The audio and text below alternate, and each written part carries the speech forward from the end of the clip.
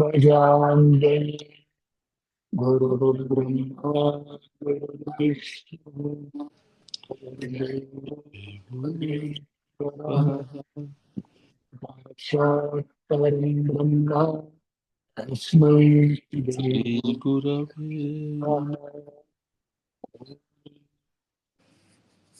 काञ्चीकाय विद्महे शान्तरूपाय धीमहि तन्नो चन्द्रशेखरेन्द्र प्रचोदयात्।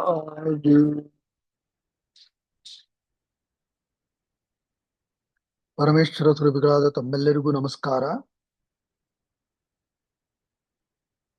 ವಿವೇಕಾನಂದ ಜಯಂತಿಯ ಪ್ರಯುಕ್ತ ನಾವು ಆಯ್ದುಕೊಂಡಂತಹ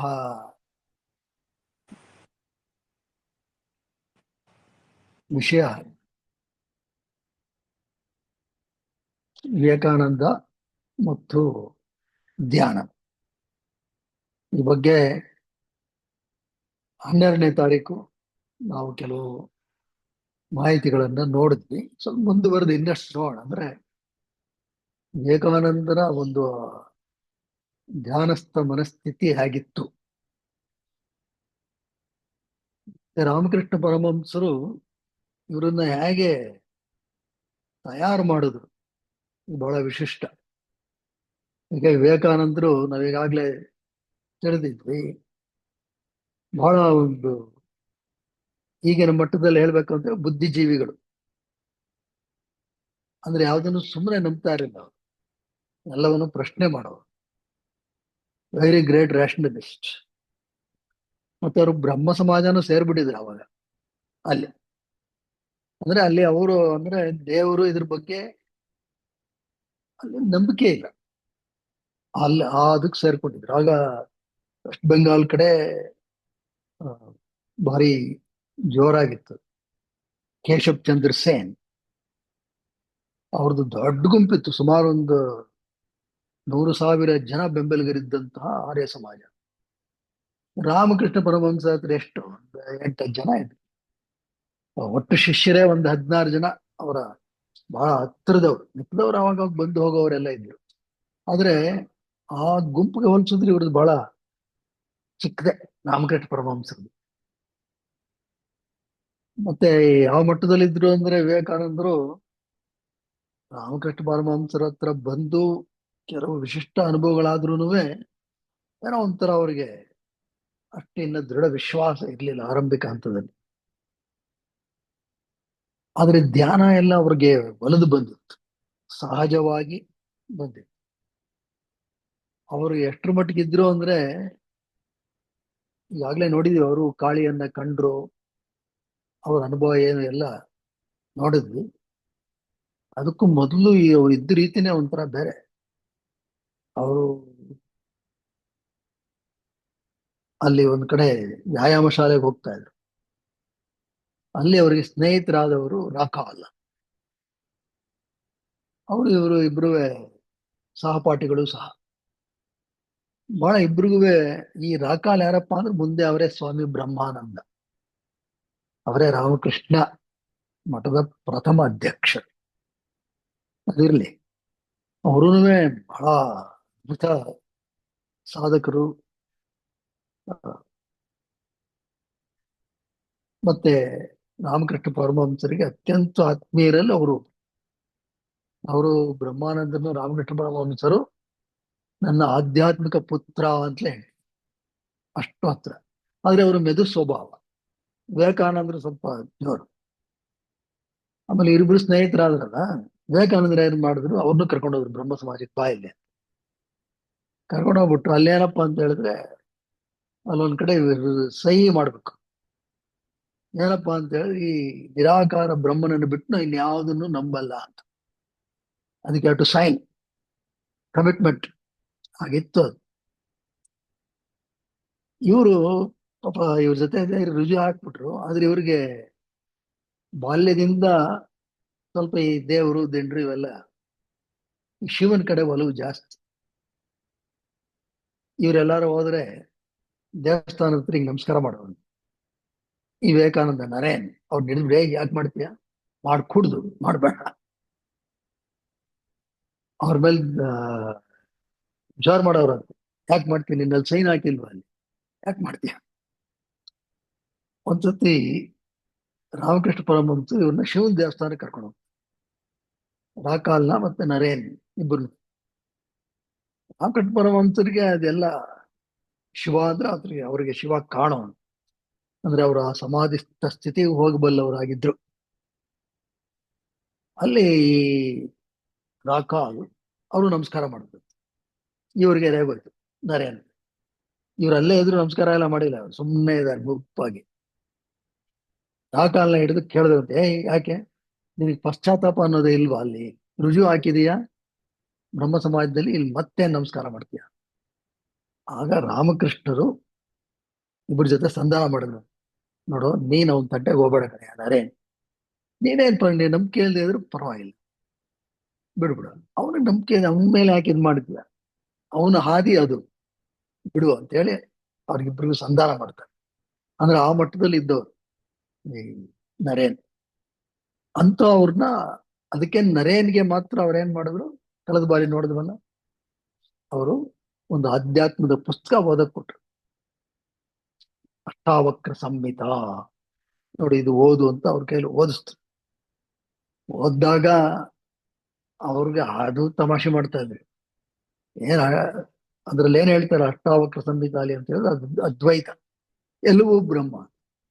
ಅದಕ್ಕೆ ಅದನ್ನ ಓದ್ಕೊಂಡು ಹೊರಗಡೆ ಬಂದು ವಿವೇಕಾನಂದರು ಅವರ ಸ್ನೇಹಿತ ಆ, ಹಜ್ರಾ ಇಬ್ರು ಸೇರ್ಕೊಂಡು ತಮಾಷೆ ಮಾಡ್ತಾ ಇರ್ತಾರೆ. ಅದೇನ್ ಬರೀತಾರೆ, ಅದೇನ್ ಇದು ಬ್ರಹ್ಮಾನಂತೆ, ಇದು ಬ್ರಹ್ಮಾನಂತೆ, ಅದು ಬ್ರಹ್ಮಾನಂತೆ, ನಾನು ಬ್ರಹ್ಮಾನಂತೆ, ನೀನು ಬ್ರಹ್ಮಾನಂತೆ. ಬರೆದವನಿಗೂ ಬುದ್ಧಿ ಇಲ್ಲ, ಇವ್ರು ಕೂತ್ಕೊಂಡು ಅದನ್ನ ಓದಿಸ್ತಾರಲ್ಲ ಇವ್ರಿಗೂ ಬುದ್ಧಿ ಇಲ್ಲ ಅಂತ. ಇದನ್ನ ಅಲ್ಲಿ ಬಂದಾಗ ರಾಮಕೃಷ್ಣ ಪರಮಹಂಸರು ಕೇಳಿಸ್ಕೊಂಡು ನಗನಗ್ತಾ ಅವ್ರನ್ನೊಂದ್ಸತಿ ಮುಟ್ತಾರೆ. ಆಗ ಅವ್ರಿಗೆ ಒಂದು ವಿಶಿಷ್ಟವಾದಂತ ಅನುಭವ ಆಗುತ್ತೆ. ಯಾರಿಗೆ, ನರೇನ್ ಅವ್ರಿಗೆ. ಅವ್ರು ಇನ್ಯಾರಿಗೂ ಅದನ್ನ ಆ ರೀತಿ ಅನುಭವ ಕೊಡಲ್ಲ. ಯಾಕೆಂದ್ರೆ ಅವ್ರು ಮೊದ್ಲಿಂದನೂ ಈ ನರೇನ್ ಬಗ್ಗೆ ಬಹಳ, ಅಂದ್ರೆ ವಿವೇಕಾನಂದರ ಬಗ್ಗೆ ಇನ್ನಿಲ್ಲದ ಪ್ರೀತಿ, ಇನ್ನಿಲ್ಲದ ಒಲವು ಬಹಳ. ಎಷ್ಟು ಹಚ್ಕೊಂಡ್ಬಿಟ್ಟಿರ್ತಾರೆ ಅಂತ ಹೇಳಿದ್ರೆ ಪ್ರತಿನಿತ್ಯ ಅವ್ರನ್ನ ನೋಡ್ಬೇಕು. ಇಲ್ಲ ಒಂದ್ಸತಿ ಇವರೇ ಹುಡ್ಕೊಂಡು ಹೋಗ್ಬಿಟ್ಟಿರುತ್ತೆ ಅವ್ರು ಬರ್ಲಿಲ್ಲ, ಎಲ್ಲಪ್ಪ ಯಾಕ ಬರ್ಲಿಲ್ಲ. ಅಷ್ಟು ಅವ್ರಿಗೆ ನರೇನ್ ಬಗ್ಗೆ ಅಷ್ಟು ಒಲವು, ಪ್ರೀತಿ. ಮತ್ತೆ ಅವ್ರ ಬಗ್ಗೆ ಭರವಸೆನೂ ವಿಪರೀತ. ಅವ್ರಿಗೆ ಗೊತ್ತಿತ್ತು ಇವ್ರಿಗೆ ಅಧ್ಯಾತ್ಮದಲ್ಲೇ ನಾನು ತಯಾರಿ ಕೊಡ್ಬೇಕು. ಯಾಕೆಂದ್ರೆ ರಾಮಕೃಷ್ಣರು ಮುಂದೆ ವಿವೇಕಾನಂದರಿದ್ದು ಏನ್ ಕೆಲಸ ಆಗ್ಬೇಕೋ ಅನ್ನೋದನ್ನ ಪ್ರಾಯಶಃ ಸ್ಪಷ್ಟವಾಗಿ ಮನಗಂಡಿದ್ರು. ಕಾರಣ ಏನಪ್ಪಾ ಅಂತ ಹೇಳಿದ್ರೆ, ಈ ಶಿವ ರಾಮ ಕೃಷ್ಣ ಇದೆಲ್ಲ ವಿದೇಶದಲ್ಲಿ ಹೋಗಿ ಹೇಳಿದ್ರೆ ಯಾರು ಅಷ್ಟು ಸುಲಭವಾಗಿ ನಂಬಲ್ಲ ಅಲ್ವೇ. ಈಗಲ್ಲ, ಈಗೆಲ್ಲ ಬದಲಾಗಿದೆ, ಅಲ್ಲೂ ದೇವಸ್ಥಾನಗಳು ಬಂತು, ಎಲ್ಲ ಆಯ್ತು, ಬೇರೆ ವಿಷಯ. ಆಗ ಲೆಕ್ಕ ಹಾಕ್ಬೇಕು ನೀವು, 1890 ಆ ಅವಧಿಯಲ್ಲಿ. ಅವಾಗೆಲ್ಲ ಅಲ್ಲಿ ಯಾವುದು ಈ ಭಕ್ತಿ ಮಾರ್ಗ ಅಂತಕ್ಕಂಥದ್ದು ಅವ್ರಿಗೆ ಅಷ್ಟು ಒಲವಿರ್ಲಿಲ್ಲ.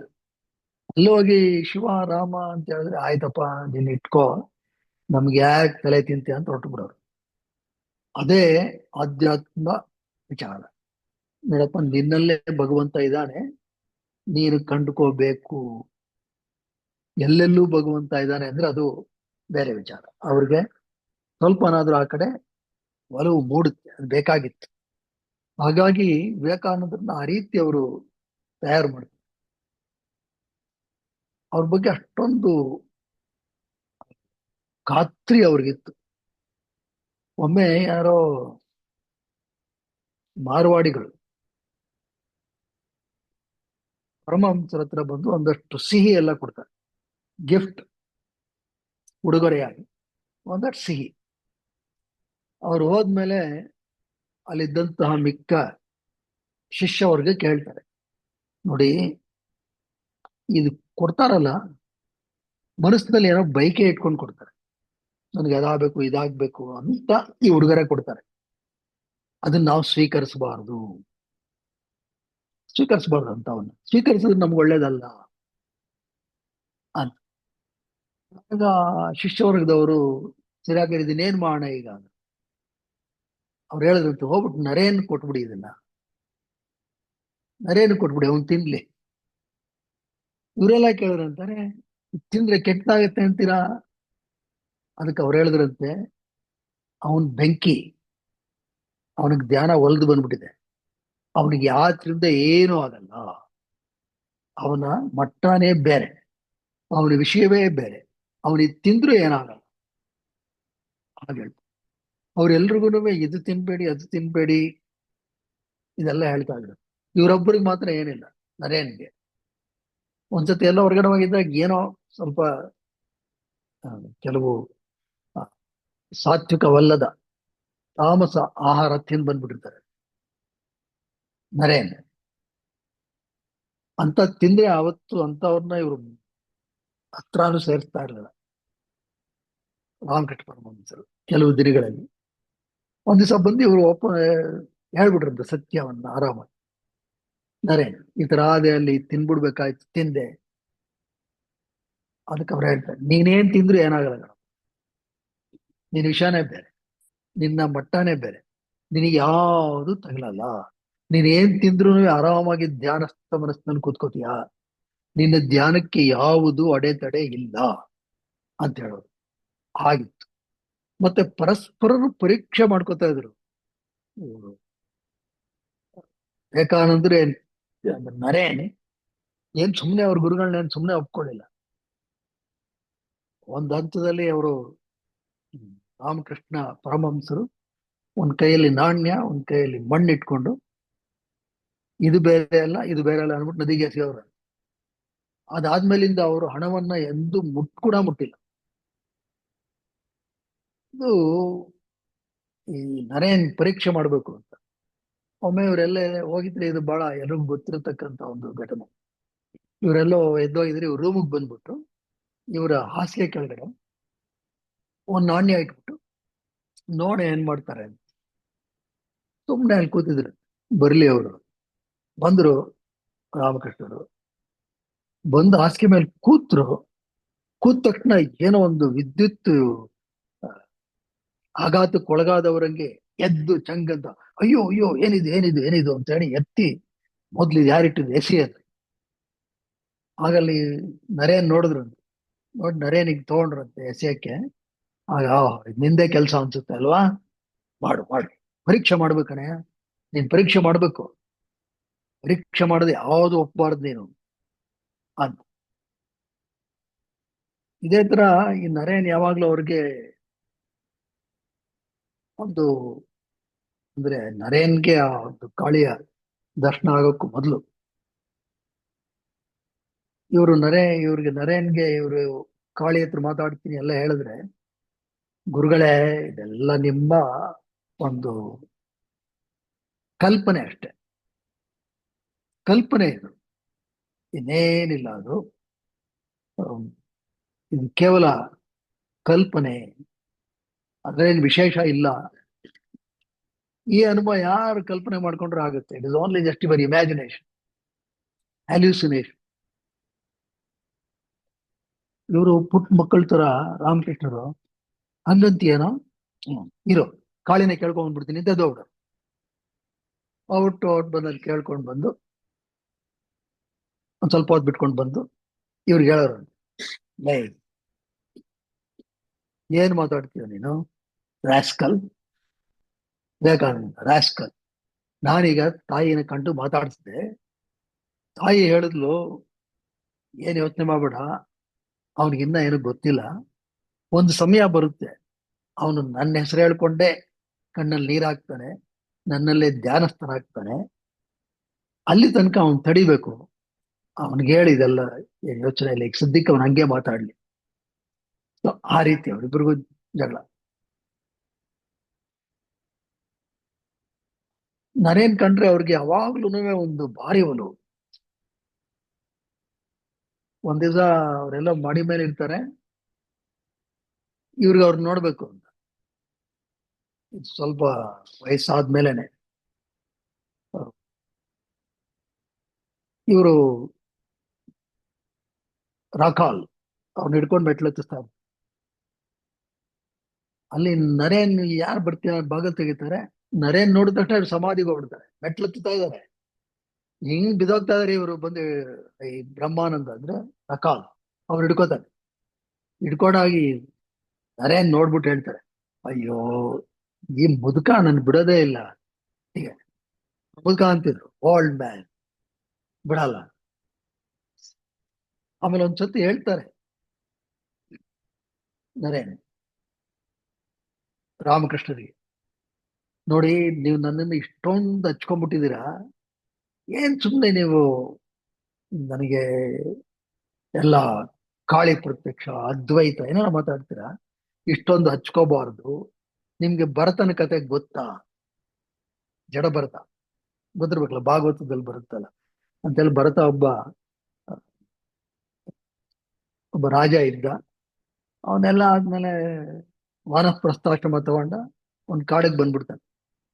ನಾನಿನ್ನ ಮುಕ್ತನ ಆಗ್ತೀನಿ ಅಂತ ಧ್ಯಾನ ಅದು ಇದು ಮಾಡ್ಕೊಂಡಿರ್ತಾನೆ. ಇದ್ದಾಗ ಏನಾಗುತ್ತೆ, ಅಲ್ಲಿ ಅವನ ಇದ್ದಂತ ಆಶ್ರಮದಲ್ಲಿ ಒಂದು ಜಿಂಕೆ ಪ್ರಸವ ಮಾಡುತ್ತೆ. ಒಂದು ಮರಿ ಜಿಂಕೆ ಹುಟ್ಟುತ್ತೆ. ಈ ತಾಯಿ ಜಿಂಕೆ ಪಾಪ ನೀರಲ್ಲಿ ಕೊಚ್ಕೊಂಡು ಹೋಗುತ್ತೆ, ಸತ್ತೋಗುತ್ತೆ. ಮರಿ ಜಿಂಕೆ ಒಂದು ಉಳ್ಕೊಳುತ್ತೆ. ಇವನು ಅದನ್ನ ಸಾಕಕ್ ಶುರು ಮಾಡ್ತಾನೆ. ಸಾಕ್ತಾ ಸಾಕ್ತಾ ಸಾಕ್ತಾ ಅದರಲ್ಲಿ ಆಸಕ್ತನಾಗ್ತಾನೆ. ಅದರಲ್ಲೇ ಒಲವು ಮೂಡುತ್ತೆ. ಅದು ಇಲ್ಲದೆ ಇದ್ರೆ, ಅದೊಂದು ಸ್ವಲ್ಪ ಹೊತ್ತು ಕಣ್ಣಿಗೆ ಕಾಣದೇ ಇದ್ರೇನೆ ಅಯ್ಯೋ ಎಲ್ಲೋಯ್ತು ಎಲ್ಲೋಯ್ತು ಅಂತ ಚಡಪಡಿಸ್ತಾ ಇರ್ತಾನೆ. ಈಗ ಆದ್ರಿಂದ ಅದೇ ಆಮೇಲೆ ಯಾವಲೋ ಕಾಲಾನುಕ್ರಮದಲ್ಲಿ ಯಾವಲೋ ಒಂದ್ಸರ್ತಿ ಎಲ್ಲ ಹೊಟ್ಟೋಗ್ಬಿಡುತ್ತೆ ಕಾಡಲ್ಲಿ, ವಾಪಸ್ ಬರಲ್ಲ. ಅವನಿಗೆ ಒಂಥರ ಅದೇ ಕೊರಗ ಆಗ್ಬಿಡುತ್ತೆ. ಆ ಕೊರಗಿನಲ್ಲೇ ಪ್ರಾಣ ಬಿಡ್ತಾನೆ. ಹಾಗಾಗಿ ಮತ್ತೆ ಜಿಂಕೆ ಆಗಿ ಹುಡ್ತಾನೆ. ಯಾಕೆಂದ್ರೆ ಅದರಲ್ಲೇ ಮನಸ್ಸು ಅದರಲ್ಲೇ ನಿಂತೋಯ್ತು. ಹಾಗಾಗಿ ಪುನರ್ಜನ್ಮ. ಅದಕ್ಕೆ ನರೇನ್ ಇದನ್ನ ಜ್ಞಾಪಿಸ್ತಾನೆ. ನಾದ್ಬಿಟ್ಟು ನೋಡಿ ಹಿಂಗೆಲ್ಲ ಹಚ್ಕೋಬೇಡಿ ಸುಮ್ನೆ ಅಂತ. ಹಾ ಸರಿ ಕಣ, ಇದು ಚೆನ್ನಾಗಿದೆ ನೀನು ಹೇಳುದು. ಇರ ಕಾಳಿನ ಕೇಳ್ಕೊಂಬಿಡು. ಮತ್ತೆ ದೇವಸ್ಥಾನ ಔಟ್ ಎಲ್ಲ ಮಾಡಿ ಧ್ಯಾನ ಮಾಡಿ ಮತ್ತೆ ಬಂದು ನಗ್ನಗ್ತಾ ಬಂದ್ರಂತೆ. ಏನು ಲೈ ನರೇ, ಏನ್ ತೊಂದರೆ ಇಲ್ಲ ಕಣ. ಕಾಳಿ ಹೇಳದ್ದು ಏನ್ ಇದೆಲ್ಲ ತಲೆಗೆ ಹಾಕೋಬೇಡ. ಆಕೆನ ನನಗೆ ಜ್ಞಾಪಿಸ್ಲು. ಅವಳು ಹೇಳಿದ್ಲು, ನೀನು ನರೇನಲ್ಲಿ ದೇವರನ್ನ ನೋಡ್ತಾ ಇದೀಯಾ, ನಾಟ್ ನರೇನ್ ಅಂತ ಹೇಳಿ ಅವ್ರು ಹೇಳ್ತಾರೆ. ನಾನು I don't see anything, I see God in you. ರಾಮಕೃಷ್ಣರು ವಿವೇಕಾನಂದರಿಗೆ ಹೇಳಿದ್ರು. ಹಾಗಾಗಿ ಮುಂದಿನ ಜನ್ಮದಲ್ಲಿ ಏನಾಗ್ತಾರೆ, ದೇವರೇ ದೈವತ್ವ ಸಿಗುತ್ತೆ ಅಂತ. ಇದು ಅವರಿಬ್ಬರ ನಡುವೆ ಇದ್ದಂತ ಒಂದು ಆ, ಬಾಂಧವ್ಯ. ಅಷ್ಟೇ ಅಲ್ಲ, ಇವರು ಏನು ರಾಮಕೃಷ್ಣರು ಸುಮ್ಮನೆ ಬಿಡ್ತಾರೆ. ಒಂದು ಹಂತದಲ್ಲಿ ಅವರು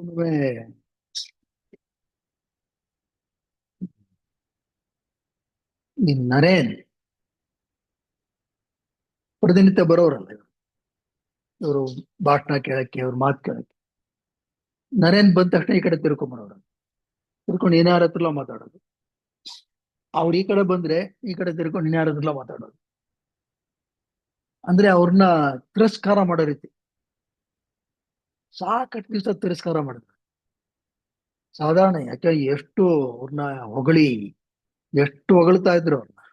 ಒಂದ್ಸತಿ ಕೇಶವ್ ಚಂದ್ರ ಸೇನ್ ಬ್ರಹ್ಮ ಸಮಾಜ್ ಅವರು ಆಗಿನ ಕಾಲದಲ್ಲಿ ಅತ್ಯಂತ ದೊಡ್ಡ ವ್ಯಕ್ತಿ ಅವರು. ನರೇನ್ ಇನ್ನೇ ಯಾರಿಗೂ ಪರಿಚಯ ಇಲ್ಲ. ಒಂದ್ಸತಿ ಕೇಶವ್ ಚಂದ್ರ ಸೇನ್ ನರೇನ್ ಇಬ್ರು ಪಕ್ಕದಲ್ಲಿ ನಿಂತಿರ್ಬೇಕಾದ್ರೆ ಅವರು ನರೇನ್ ಅವ್ರನ್ನ ಹೊಗಳಿದ ರೀತಿ ಏನಪ್ಪಾ ಅಂತ ಹೇಳಿದ್ರೆ, ಕೇಶವ್ ಚಂದ್ರ ಸೇನ್ ಎಲ್ಲ ಇದಾರಲ್ಲಿ ಜನ ಎಲ್ಲ, ಕೇಶವ್ ಚಂದ್ರ ಸೇನ್ ಒಬ್ಬ ಚಿಕ್ಕ ಬುಡ್ಡಿ ದೀಪ, ನರೇನ್ ಭವ್ಯವಾದಂತಹ ಸೂರ್ಯ. ಆಗ ಅವ್ರಿಗೆ ಹಿಂಬಾಲಕರು ಸಹಸ್ರಾರು ಸಂಖ್ಯೆಯಲ್ಲಿದ್ರು. ಆದ್ರೂ ಈ ತರ ಮಾಡೋರು. ಆಗ ನರೇನ ಹೇಳೋರಂತೆ, ನೀವು ಈ ತರ ಎಲ್ಲ ಮಾತಾಡಬಾರ್ದು ನೀವು ಅಂತ ರಾಮಕೃಷ್ಣ. ಇಷ್ಟು ಹೊಗಳ್ತಾ ಇದ್ದವರು ಏಕಾಏಕಿ ತಿರಸ್ಕಾರ. ಅನೇಕ ದಿನಗಳು ಮಾತೇ ಇಲ್ಲ. ಬಂದ್ರೆ ಸುಮ್ಮನೆ ಹಾಗೆ ಆ ಕಡೆ ಹೋಗ್ಬಿಡೋದು, ಆ ಕಡೆ ತಿರುಗೋದು, ಇನ್ಯಾರಲ್ಲ ಮಾತಾಡೋದು. ಹೀಗೆ ಆದ್ರೂ ನರೇನ್ ಬರ್ತಾನೆ ಇದ್ರು. ಒಂದ್ ದಿವ್ಸ ಕರೆದ್ರು.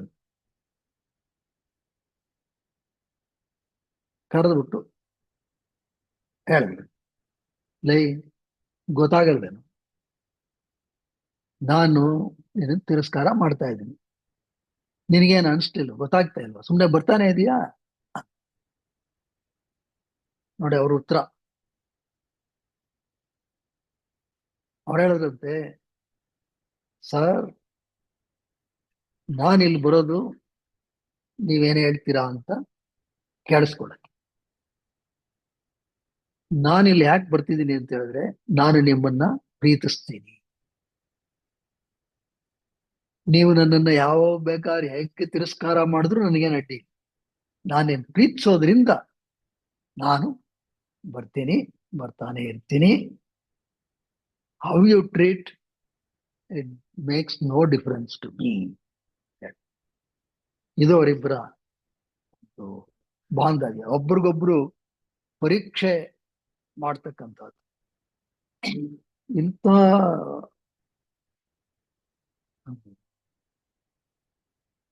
ನರೇನ್ ಒಮ್ಮೆ ಅವ್ರಿಗೆ ಇದೆಲ್ಲ ಬೇಕಂದ್ರೆ ಕೌಟುಂಬಿಕ ಮಟ್ಟದಲ್ಲಿ ಅವರಿಗೆ ಸಾಕಷ್ಟು ಸಮಸ್ಯೆಗಳಿತ್ತು.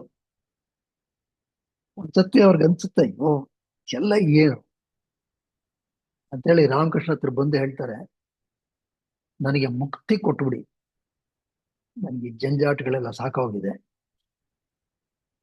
ಅಂತ ಹೇಳ್ತಾರೆ. ಆಗ ರಾಮಕೃಷ್ಣ ಕಣ್ಣಲ್ಲಿ ನೀರು ಹಾಕೊಂಡ್ರು. ಏನೇ ಹೇಳ್ತೀಯ, ನಿನ್ನ ಮೇಲೆ ಎಷ್ಟು ಭರವಸೆ ಇಟ್ಕೊಂಡಿದ್ದೀನಿ ನಾನು, ಎಷ್ಟು ಭರವಸೆ ಇಟ್ಕೊಂಡಿದ್ದೀನಿ, ನನಗೆ ಎಂತ ನಿರಾಸೆ ಮಾಡ್ತಿದೀಯ ನೀನು, ಎಷ್ಟು ನಿರಾಸೆ ಮಾಡ್ತಿದೀಯ. ನೀನು ಮುಕ್ತಿ ತಗೊಂಡ್ರೆ ನೀನೊಬ್ಬ ಮುಕ್ತನಾಗ್ತೀಯ, ನೀನು ಇಡೀ ಮನುಕುಲವನ್ನ ಮೇಲೆ ಕೆತ್ತಬೇಕು. ನಾನು ನಿನ್ನಲ್ಲಿಟ್ಟಿರುವ ಭರವಸೆ ಏನಪ್ಪಾ ಅಂತ ಹೇಳಿದ್ರೆ, ನೀನು ಮನುಕುಲವನ್ನ ಮೇಲೆ ಕೆತ್ತಬೇಕು. ಆದ್ರೆ ನೀನು ನಿನಗೊಬ್ಬನಿಗೆ ಮುಕ್ತಿ ಸಿಕ್ಲಿ ಅಂತ ಕೇಳ್ತಾ ಇದೀಯಾ, ಇದು ಸರ್ವತ ಸರಿಯಲ್ಲ ಅಂತೇಳಿ ಹತ್ತು ಬಿಡ್ತಾರೆ. ಅದು ನರೇನ್ ಮನಸ್ಸಿನ ಮೇಲೆ ಪರಿಣಾಮ ಬೀರುತ್ತೆ. ಓ, ನಾನು ಮಾಡಬೇಕಾದಂತ ಕರ್ತವ್ಯ ಇದೆ. ಆಮೇಲೆ ನನ್ನ ಅವರು ಸ್ವಾಮಿ ವಿವೇಕಾನಂದರಾದ್ಮೇಲೆ ಈ ಹಿನ್ನೆಲೆಯಲ್ಲಿ ಒಂದು ಮಾತು ಹೇಳ್ತಾರೆ, ನಾನು ಈ ಮನುಕುಲವನ್ನ ಉದ್ಧರಿಸೋದಕ್ಕೋಸ್ಕರ ಮತ್ತೆ ಮತ್ತೆ ಮತ್ತೆ ಮತ್ತೆ ಹುಟ್ಟಿ ಬರ್ತೀನಿ. ಎಲ್ಲಿ ತನಕ ಆತ್ಮದರ್ಶನವಾಗದ ಒಬ್ಬ ವ್ಯಕ್ತಿ ಇರ್ತಾನ, ಅಲ್ಲಿ ತನಕ ನಾನು ಮತ್ತೆ ಮತ್ತೆ ಹುಟ್ಟಿ ಬರೋದಕ್ಕೆ ಇಷ್ಟಪಡ್ತೀನಿ. ಕೊನೆಗೆ ನನ್ನ ಜೊತೆ ಒಡನಾಟಕ್ಕೆ ಯಾರು ಇಲ್ಲ ಅಂತ ಆದಾಗ, ಅಂದ್ರೆ ಎಲ್ಲರೂ ಮುಕ್ತರಾದ್ಮೇಲೆ ನಾನು ಮುಕ್ತನಾಗೋದಕ್ಕೆ ಇಷ್ಟಪಡ್ತೀನಿ ಅಂತ ಹೇಳ್ತಾರೆ. ಹಾಗಾಗಿ ಅವರು ಆಮೇಲೆ ಸಾಧನೆ ಎಲ್ಲ ಮಾಡ್ಲಿಕ್ಕೆ ಅವ್ರಿಗೆ ಸಾಧ್ಯ ಆಗಿ, ಅದರಲ್ಲಿ ಮತ್ತೆ ಮತ್ತೆ ಇವ್ರನ್ನ ಕೇಳ್ತಾ ಇದ್ರು. ಇವ್ರದ ಕಾಳಿ ದರ್ಶನ ಎಲ್ಲ ಆಗಿತ್ತು, ಇವ್ರಿಗೂ ಗೊತ್ತಾಯ್ತು ಸ್ವಾಮಿ ವಿವೇಕಾನಂದ ಅಥವಾ ನರೇನ್ ಅವ್ರಿಗೆ ರಾಮಕೃಷ್ಣರು ಒಬ್ಬ ದೈವಿ ಪುರುಷ ಅಂತ ಗೊತ್ತಾಯ್ತು. ಮತ್ತೆ ಇವ್ರಿಗೂನುವೆ ಈ ಕಾಳಿಯ ಅನುಭವ, ಅಂದ್ರೆ ಸಾಕಾರ ಬ್ರಹ್ಮನ ಅನುಭವ, ನಿರಾಕಾರ ಬ್ರಹ್ಮನ ಅನುಭವ, ಇವುಗಳಿಗೆ ಸ್ವಲ್ಪ ಸ್ವಲ್ಪ ಆಗ್ತಾ ಇತ್ತು. ಆದ್ರೂ ಅವ್ರಿಗೆ ಈ ನಿರಾಕಾರ ಬ್ರಹ್ಮದ ಅನುಭವ ಪರಿಪೂರ್ಣವಾಗಿ ಇನ್ನ ಆಗಿರ್ಲಿಲ್ಲ. ಆವಾಗ ಕೇಳೋರು, ಇದೇನ್ ಅನುಭವ, ಏನಾಗುತ್ತೆ ಏನಾಗುತ್ತೆ ಏನಾಗುತ್ತೆ. ಒಮ್ಮೆ ಕೆಳಗಡೆ ಮಾಡಿ ಮೇಲೆ ರಾಮಕೃಷ್ಣರಿದ್ರು, ಇಲ್ಲಿ ಕೆಳಗಡೆ ಇವರು ಧ್ಯಾನ ಮಾಡ್ತಿದ್ದಾರೆ. ವಿವೇಕಾನಂದರು, ಅವರ ಕೆಲವು ಸಹಪಾಠಿಗಳು ಮಾಡ್ತಾ ಮಾಡ್ತಾ ಅವ್ರಿಗೇನೋ ಒಂದು ದೀಪ ಬಂದಂಗ ಆಯ್ತು. ಅವರ ತಲೆ ಹಿಂದೆ ಒಂದು ದೀಪ, ಮತ್ತೆ ಏನು ಎಲ್ಲ ಅವ್ರಿಗೆ ಆ ಪ್ರಜ್ಞೆ ಅನ್ನೋದು ಹೊರಟಾಯ್ತು. ಎಲ್ಲ ಬರದಾಗೋಗ್ಬಿಡುತ್ತೆ, ಬರೀ ಬಯಲು. ಅವ್ರಿಗೊಂಥರ ಆಗ್ಬಿಡುತ್ತೆ. ಮತ್ತೆ ಒಂದ್ ಸ್ವಲ್ಪ ಹೊತ್ತಾದ್ಮೇಲೆ ಪ್ರಜ್ಞೆ ಬರುತ್ತೆ. ಪ್ರಜ್ಞೆ ಬಂದು ನೋಡ್ತಾರೆ, ಎಲ್ಲಿ ಏನೂ ಇಲ್ಲ. ಎಲ್ಲೂ ಎಲ್ಲ ಪೂರ್ತಿ ಏನಲ್ಲಿ ಯಾವುದೂ ಇಲ್ಲ. ಆ, ಅಷ್ಟೇ ಅಲ್ಲ, ಅವರ ದೇಹನೂ ಇಲ್ಲ, ಬರೀ ತಲೆ. ಇವ್ರಿಗೆ ಅನ್ನಿಸ್ತಾ ಇರೋದು. ಆಗ ಅವ್ರು ಕೂಕ್ಕೊಳ್ಳೋಕೆ ಶುರು ಮಾಡಿದಂತೆ, ನನ್ನ ದೇಹ ಎಲ್ಲಿ, ದೇಹ ಎಲ್ಲಿ, where is my body, where is my body. ಅವರ ಸಹಪಾಠಿ ಒಬ್ಬ ಗೋಪಾಲ್ ಬಂದು, ಇಲ್ಲೇ ಇದೆ ಇಲ್ಲೇ ಇದೆ ಅಂತಿದ್ರು. ಇಲ್ಲ, ನನ್ಗೇನ್ ಗೊತ್ತಾಗ್ತಲ್ಲ, ನನ್ಗೇನ್ ಗೊತ್ತಾಗ್ತಲ್ಲ. ಇವ್ರಿಗೆಲ್ಲ ಗಾಬರಿ ಆಯ್ತು. ಓಡೋಗಿ ಮಾಡಿ ಮೇಲೆ ರಾಮಕೃಷ್ಣ ಇದ್ರಂತೆ. ಅವ್ರಿಗೆ ಹೇಳಿದ್ರಂತೆ, ಈ ತರ ಅಂತಿದ್ದಾನೆ, ಅವ್ರಿಗೇನು ಗೊತ್ತಾಗ್ತಾನೆ ಇಲ್ಲ, ದೇಹನೇ ಇಲ್ಲ ದೇಹನೇ ಇಲ್ಲ ಅಂತ ಏನೋ ವಿಚಿತ್ರವಾಗಿ ಆಡ್ತೀಯ ನೀನ್ ನಡೆ ಅಂತ. ರಾಮಕೃಷ್ಣರು ನಕ್ಬಿಟ್ಟು ಹೇಳಿದ್ರು, ಇರ್ಲಿ ಇರ್ಲಿ, ಇನ್ನ ಸ್ವಲ್ಪ ಆಗ್ಲಿ ಅವನಿಗೆ. ನನ್ ಗೋಳಾಯ್ಕೋತಾ ಇದ್ದ ಈ ಅನುಭವ ಹೆಂಗಿರುತ್ತೆ ಹೆಂಗಿರುತ್ತೆ ಅಂತ. ಇನ್ನ ಸ್ವಲ್ಪ ಹಂಗೆ ಇರ್ಲಿ, ಸುಮ್ಮನೆ ಇದ್ಬಿಡಿ, ಬಿಡ್ಬಿಡಿ ಅವನ್ನ. ಅವ್ರಿಗೆ ಗೊತ್ತಿತ್ತು ಇದು. ಅವ್ರಿಗೆ ಈ ಅನುಭವ ಬಹಳ ದಿನ ಇತ್ತು. ಎಲ್ಲಿ ನೋಡಿದ್ರೆ ಎಲ್ಲ ಒಂದೇ ತರ ಕಾಣಿಸೋದು. ಎಷ್ಟು ಮಟ್ಟಿಗೆ ಅಂದ್ರೆ, ಮನೆಗೆ ಹೋಗಿ ಊಟ ಹಾಕಿದ್ರೆ ಅದು ಬ್ರಹ್ಮ, ಇದು ಬ್ರಹ್ಮ. ಎಷ್ಟು ತಿನ್ಬೇಕು ಗೊತ್ತೇ ಆಗ್ತಿರ್ಲಿಲ್ಲ. ತಿಂದು ಸಿಕ್ಕಾಪಟ್ಟೆ ತಿನ್ಬಿಡೋದು, ಗೊತ್ತಾಗ್ತಾ ಇಲ್ಲ ಏನ್ ನಡೀತಾ ಇದೆ. ಮನೇಲಿ ಎಲ್ರಿಗೂ ಆಶ್ಚರ್ಯ. ಮತ್ತೆ ರಸ್ತೆಯಲ್ಲಿ ನಡ್ಕೊಂಡು ಬರ್ಬೇಕಾದ್ರೂ ಅಷ್ಟೇ. ಒಂದ್ಸತಿ ಯಾವುದೋ ಒಂದು ಆ, ಕುದುರೆ ಅಂಗ ಬರ್ತಾ ಇದೆ. ಇವ್ರಿಗೆ ಗೊತ್ತಾಗ್ತಾನೆ ಇಲ್ಲ, ಎಲ್ಲ ಒಂದೇ ತರ ಕಾಣ್ತಾ ಇರ್ತದೆ. ನಾನ್ ಬೇರೆ ಅಲ್ಲ, ಅದ್ ಬೇರೆ ಅಲ್ಲ. ಆಮೇಲೆ ಯಾರೋ ಬಂದು ಪಕ್ಕಕ್ಕೆ ಕೇಳಿದ್ರಂತೆ, ಏನೇ ನೀನು ಗುದ್ದು ಬಿಡ್ತಾ ಇತ್ತು. ಆ ಮಟ್ಟಕ್ಕೆ ಅನುಭವ. ಆಗ ಒಮ್ಮೊಮ್ಮೆ ಸಿಕ್ಕಾಪಟ್ಟೆ ತಿನ್ನೋದು, ಒಮ್ಮೊಮ್ಮೆ ಏನು ತಿಂದೇನೆ ಇರೋದು. ಈ ರೀತಿಯಾದಂತಹದ್ದು ಸಾಕಷ್ಟು ದಿನ ಅವ್ರಿಗೆ ಈ ಅನುಭವದಿಂದ ಉಂಟಾಗುತ್ತೆ. ಆಮೇಲೆ ರಾಮಕೃಷ್ಣ ಹತ್ರ ಬಂದಾಗ ಒಂದ್ಸತಿ ರಾಮಕೃಷ್ಣನ್ ಹೇಳ್ತಾರೆ, ನೋಡು, ನಿನಗೆ ಗೊತ್ತಾಗಿದೆ, ಈ ಅನುಭವ ಈಗ ನಾನು ವಾಪಸ್ ಪಡ್ಕೊಂಡ್ಬಿಟ್ಟೆ.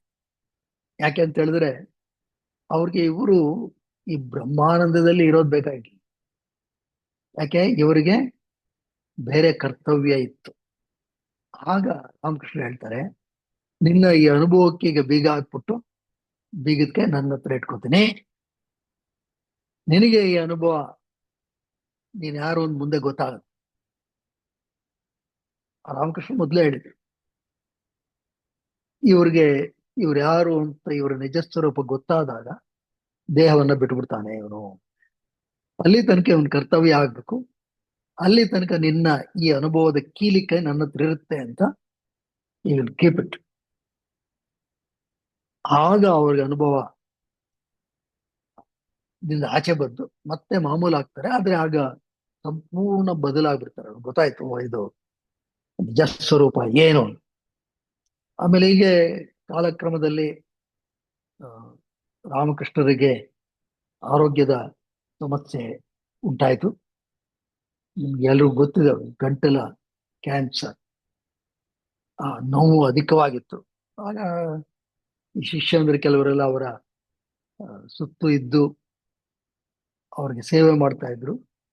ಅಂತ ಒಂದು ಸಂದರ್ಭದಲ್ಲಿ ವಿವೇಕಾನಂದರಿಗೆ ಅಂದ್ರೆ ನರೇನ್ ಅವರು ಪಕ್ಕದಲ್ಲಿ ಕೂರಿಸ್ಕೊಂಡು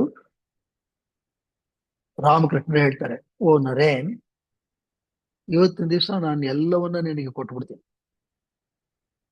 I transfer all my spiritual energy to you. ಕೊಟ್ಬಿಟ್ಟು ನಾನು ಕೇವಲ ಫಕೀರ,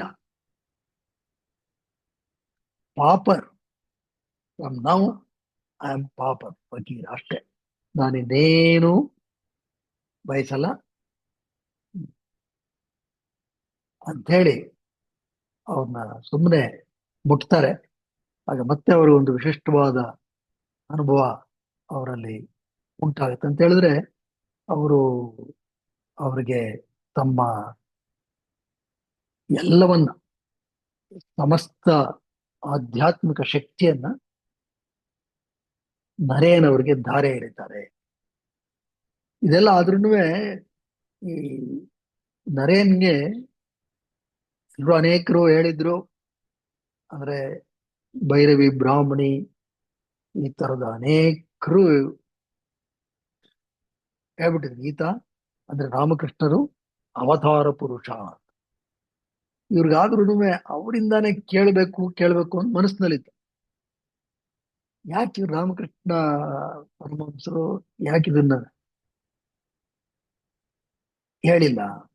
ಏನೋ ಒಂದು ರೀತಿ ಅನುಮಾನ ಬೇರೆ. ಯಾಕೆಂದ್ರೆ ನರೇನ್ ಮೊದಲಿಂದಾನು ಬಹಳ ಒಂದು ಬುದ್ಧಿವಂತ. ಅವರು ಅನೇಕ ಪಾಶ್ಚಾತ್ಯ ಆ, ಆಧ್ಯಾತ್ಮಿಕ ಗ್ರಂಥಗಳನ್ನ ಓದಿದ್ದವರು, ಅದರ ಅರಿವಿದ್ದವರು. ಅವರ ಚಿಂತನೆ ಸ್ವಲ್ಪ ಯಾವುದನ್ನು ಸುಮ್ಮನೆ ನಂಬ್ತಾ ಇರಲಿಲ್ಲ. ಈ ಅನುಮಾನ ಇದ್ದಾಗ ರಾಮಕೃಷ್ಣರ ಕೊನೆಯ ದಿವಸಗಳಲ್ಲಿ ಒಂದು ಹೇಳಿದ್ರಂತೆ. ಆಗಿನ್ನ ಅವ್ರಿಗೆ ಹೇಳಕ್ಕೂ ಸರಿಯಾಗಿ ಆಗ್ತಿರ್ಲಿಲ್ಲ ಹಾಸಿಗೆಯಿಂದ. ಆಗ ನರೇನ್ಗೆ ಕರೆದು ಹೇಳಿದ್ರಂತೆ, ನೋಡು, ನೀನ್ ಈಗ್ಲೂ ನನ್ನ ಮೇಲೆ ಅನುಮಾನ ಇದೆ ಅಲ್ವಾ? ಯೋಚನೆ ಮಾಡಬೇಡ. ಅದೇ ರಾಮ, ಅದೇ ಕೃಷ್ಣ, ಎರಡು ಸೇರೆ ಈ ರಾಮಕೃಷ್ಣ. ನಾನು ಸತ್ಯವನ್ನ ಹೇಳ್ತಾ ಇದ್ದೀನಿ ಅಂತ ಹೇಳಿ. ಅದು ಆಗ ಅವ್ರಿಗೆ ಇದು ಖಾತ್ರಿ ಆಗುತ್ತೆ. ಖಾತ್ರಿಯಾಗಿ ಅವರು ನರೇನ್ ಅವ್ರಿಗೆ ಅದರಿಂದ ಆ ಒಂದು ಸಂತುಷ್ಟತೆಯೂ ಸಿಗುತ್ತೆ. ಇಷ್ಟಾದ್ಮೇಲೆ ಮತ್ತೆ ರಾಮಕೃಷ್ಣರು ಆ, 16 ಆಗಸ್ಟ್ 886 ಆಗ ಮಹಾಸಮಾಧಿಯನ್ನ ಹೊಂದುತ್ತಾರೆ. ಅದಕ್ಕೂ ಮೊದಲೇನೆ ಅವರು ಈ ಶಿಷ್ಯ ವರ್ಗವನ್ನೆಲ್ಲ, ಒಂದು 16 ಜನ ಶಿಷ್ಯರು, ಈ ರಾಮಕೃಷ್ಣರ ಸಂದೇಶವನ್ನ ಇಡೀ ಮನುಕುಲಕ್ಕೆ ಪ್ರಸರಿಸಬೇಕು ಅಂತಕ್ಕಂಥದ್ದು ಅವರ ಉದ್ದೇಶ. ಅದನ್ನೆಲ್ಲ ನರೇನ್ ಅವ್ರ ಮೇಲೆ ನರೇನ್ ಅವ್ರಿಗೆ ಹೇಳಿ, ನೋಡಪ್ಪ, ನೀನು ಇದನ್ನ ಮುನ್ನಡೆಸಬೇಕು, ಬಹಳ ಸ್ಪಷ್ಟವಾಗಿ ಹೇಳ್ತಾರೆ, ಇದು ನಿನ್ನಿಂದ ಆಗ್ಬೇಕು ಅಂತ. ಹಾಗಾಗಿ ಈ ದೊಡ್ಡ ಜವಾಬ್ದಾರಿ ನರೇನ್ ಅವ್ರ ಮೇಲೆ ಬೆಳೆದು. ಮತ್ತೆ ಈ ನರೇನ್ ಅವರ, ಯಾಕೆಂದ್ರೆ ಆಗ ಏನು ದುಡ್ಡು ಕಾಸು ಏನಿಲ್ಲ, ಬರೀ ಒಂದೆರಡು ಜನ ಶಿಷ್ಯವರ್ಗ, ಯಾರಿಗೂ ಏನು ಹೆಚ್ಚಿನ ಸಂಪರ್ಕ ಇಲ್ಲ. ಆ, ಎಲ್ಲ ಕಡೆ ಏನು ರಾಮಕೃಷ್ಣರು ಯಾರು ಅಂತ ಯಾರಿಗೂ ಗೊತ್ತೂ ಇರಲಿಲ್ಲ. ಇವ್ರುಗಳೇ ಹೋಗ್ಬೇಕು, ಇದೆಲ್ಲ ನಡೆಯುತ್ತೆ. ಆಗ ನರೇನ್ ಅವರು ಒಂದು ತೀರ್ಮಾನ ಮಾಡ್ತಾರೆ, ನೋಡಿಪ್ಪ, ಎಲ್ಲ ಇಲ್ಲಿದ್ದು ನಾವು ಮಾಡೋಕ್ಕಾಗಲ್ಲ. ನಾವೆಲ್ಲರೂ ಈಗ ಜನಜೀವನದಲ್ಲಿ ಹಾಸುಹೊಕ್ಕಾಗಿ ಹೋಗ್ಬೇಕು. ಜನತೆಯ ಸಂಕಷ್ಟ ಏನು, ಅವರಿಗೆ ನಾವು ಸೇವೆ ಮಾಡಬೇಕು, ಅದು ಬಹಳ ಮುಖ್ಯ. ಸೇವೆ ಮಾಡ್ತಾ ಮಾಡ್ತಾ ನಾವು ಆಧ್ಯಾತ್ಮವನ್ನ ಒಂದು ಪ್ರಾಯೋಗಿಕವಾಗಿ, ಸುಮ್ಮನೆ ಕೂತ್ಕೊಂಡು ಮಾತಾಡೋದಲ್ಲ, ಅವರೊಡನೆ ಬೆರೆತು ಆಧ್ಯಾತ್ಮವನ್ನ ಪ್ರಾಯೋಗಿಕವಾಗಿ, ಸುಮ್ಮನೆ ನೀನು ದೇವರು ಅಂದ್ರೆ ದೇವರಿಗೆ ಹೇಗೆ ನಾವು ಒಂದು ಸೇವೆ ಮಾಡ್ತೀವಿ, ಅದೇ ರೀತಿ ಒಬ್ಬ ದರಿದ್ರನಿಗೂ ನಾವು ಸೇವೆ ಮಾಡ್ತೀವಿ. ಆಗಷ್ಟೇ ಇದು ಆ, ನಿಜವಾಗಿ ರಾಮಕೃಷ್ಣರ ಸಂದೇಶವನ್ನ ತಲುಪಿಸಲಿಕ್ಕೆ ಸಾಧ್ಯ ಅಂತೇಳಿ ಅವರು ಮೊದಲು ಭಾರತದಾದ್ಯಂತ ಪ್ರವಾಸಕ್ಕೆ ಶುರು ಮಾಡಿ. ಮಿಕ್ಕಿದವ್ರಿಗೂ ಹೇಳ್ತಾರೆ, ನೀವೆಲ್ಲ ಒಂದೊಂದು ದಿಕ್ಕಿಗೆ ಹೋಗಿ ಸುಮ್ಮನೆ ಸುತ್ತಾ ಇರಿ, ಯಾರೆಲ್ಲಿ ಹೋಗಿದ್ದಾರೆ ಯಾರಿಗೂ ಏನ್ ಗೊತ್ತಾ. ನಾನುವೇ ಎಲ್ಲಿ ಹೋಗ್ತೀನಿ ಅಂತ ಹೇಳಲ್ಲ, ನನ್ನನ್ನು ಹುಡುಕೋ ಪ್ರಯತ್ನ ಮಾಡ್ಬೇಕು. ನಾನು ಈ ಆಧ್ಯಾತ್ಮಿಕತೆಯಲ್ಲಿ ಏನು ಮಾಡಬೇಕು ಅಂತ ನನಗೆ ಸರಿಯಾಗಿ ಸ್ಪಷ್ಟವಾಗಿ ಗೊತ್ತಾದ್ಮೇಲೆ ವಾಪಸ್ ಬರ್ತೀನಿ, ಇಲ್ಲದಿದ್ರೆ ಇಲ್ಲ, ಅಷ್ಟೇ ಅಂತೇಳಿ ಒಂದು ಭಿಕ್ಷಾ ಪಾತ್ರೆ, ಒಂದು ಕೋಲ್, ದಂಡ ಇಟ್ಕೊಂಡು ಹೊರಡ್ತಾರೆ. ಎಲ್ಲರೂ ಅದೇ ತರ ಮಾಡ್ತಾರೆ. ಯಾರಲ್ಲೂ ಏನು ಹಣಕಾಸಿನ ವ್ಯವಸ್ಥೆ ಕಿಂಚಿತ್ತೂ ಇಲ್ಲ. ಇಲ್ಲಿ ಮಿಕ್ಕಿದ ಕಥೆ ಎಲ್ಲ ಬಿಟ್ಬೋಣ. ಅವರು ಎಲ್ಲ ಕಳಿಸ್ತಾರೆ. ಕರ್ನಾಟಕಕ್ಕೂ ಬಂದಿದ್ರು. ನಾನು ಬರ್ದಿರೋ ಪುಸ್ತಕದಲ್ಲಿ ಆ ಬಗ್ಗೆ ಎಲ್ಲ ವಿಸ್ತಾರವಾಗಿ ಬರೆದಿದ್ದೀನಿ. ಅದ್ರಲ್ಲಿ ಒಂದು ಘಟನೆ ಏನಪ್ಪಾ ಅಂತ ಹೇಳಿದ್ರೆ, ಅವರು ಈ ಕಡೆ ದಕ್ಷಿಣ ಕಡೆ ಎಲ್ಲ ಬರ್ತಾರೆ, ನಿರಾಶರಾಗ್ಬಿಡ್ತಾರೆ, ಏನ್ ಮಾಡ್ಬೇಕು ಗೊತ್ತಿಲ್ಲ. ಹಾಗೆ ರಾಮಕೃಷ್ಣರು ಅಂತ ದೊಡ್ಡ ಜವಾಬ್ದಾರಿ ಕೊಟ್ಬಿಟ್ಟಿದ್ದಾರೆ, ಏನ್ ಮಾಡ್ಬೇಕು ಗೊತ್ತಿಲ್ಲ, ಏನು ಆಗ್ತಾ ಇಲ್ಲ. ಅನೇಕ ಕಡೆ ಊಟ ಇಲ್ಲ, ತಿಂಡಿ ಇಲ್ಲ, ಕಾಲಲ್ಲಿ ನಡಿಗೆ, ಎಲ್ಲೆಲ್ಲಿ ಒಂದಷ್ಟು ಸೌಕರ್ಯ ಸಿಗುತ್ತೋ, ಯಾರಾದ್ರೂ ಒಂದು ಟ್ರೈನ್ ಟಿಕೆಟ್ ಏನಾದ್ರು ತಕ್ಕೊಟ್ರೆ ಟ್ರೈನಲ್ಲಿ, ಇಲ್ಲ ಅಂದ್ರೆ ಅದು ಇಲ್ಲ. ಬರ್ತಾ ಒಮ್ಮೆ ದಕ್ಷಿಣದಲ್ಲಿ ಕಾಡೊಳಗಡೆ ಹೋಗ್ತಾರೆ. ಕಾಡೊಳಗಡೆ ಹೋಗ್ಬೇಕಾದ್ರೆ ಒಂದು ಹುಲಿ ಬರ್ತಾ ಇರುತ್ತೆ.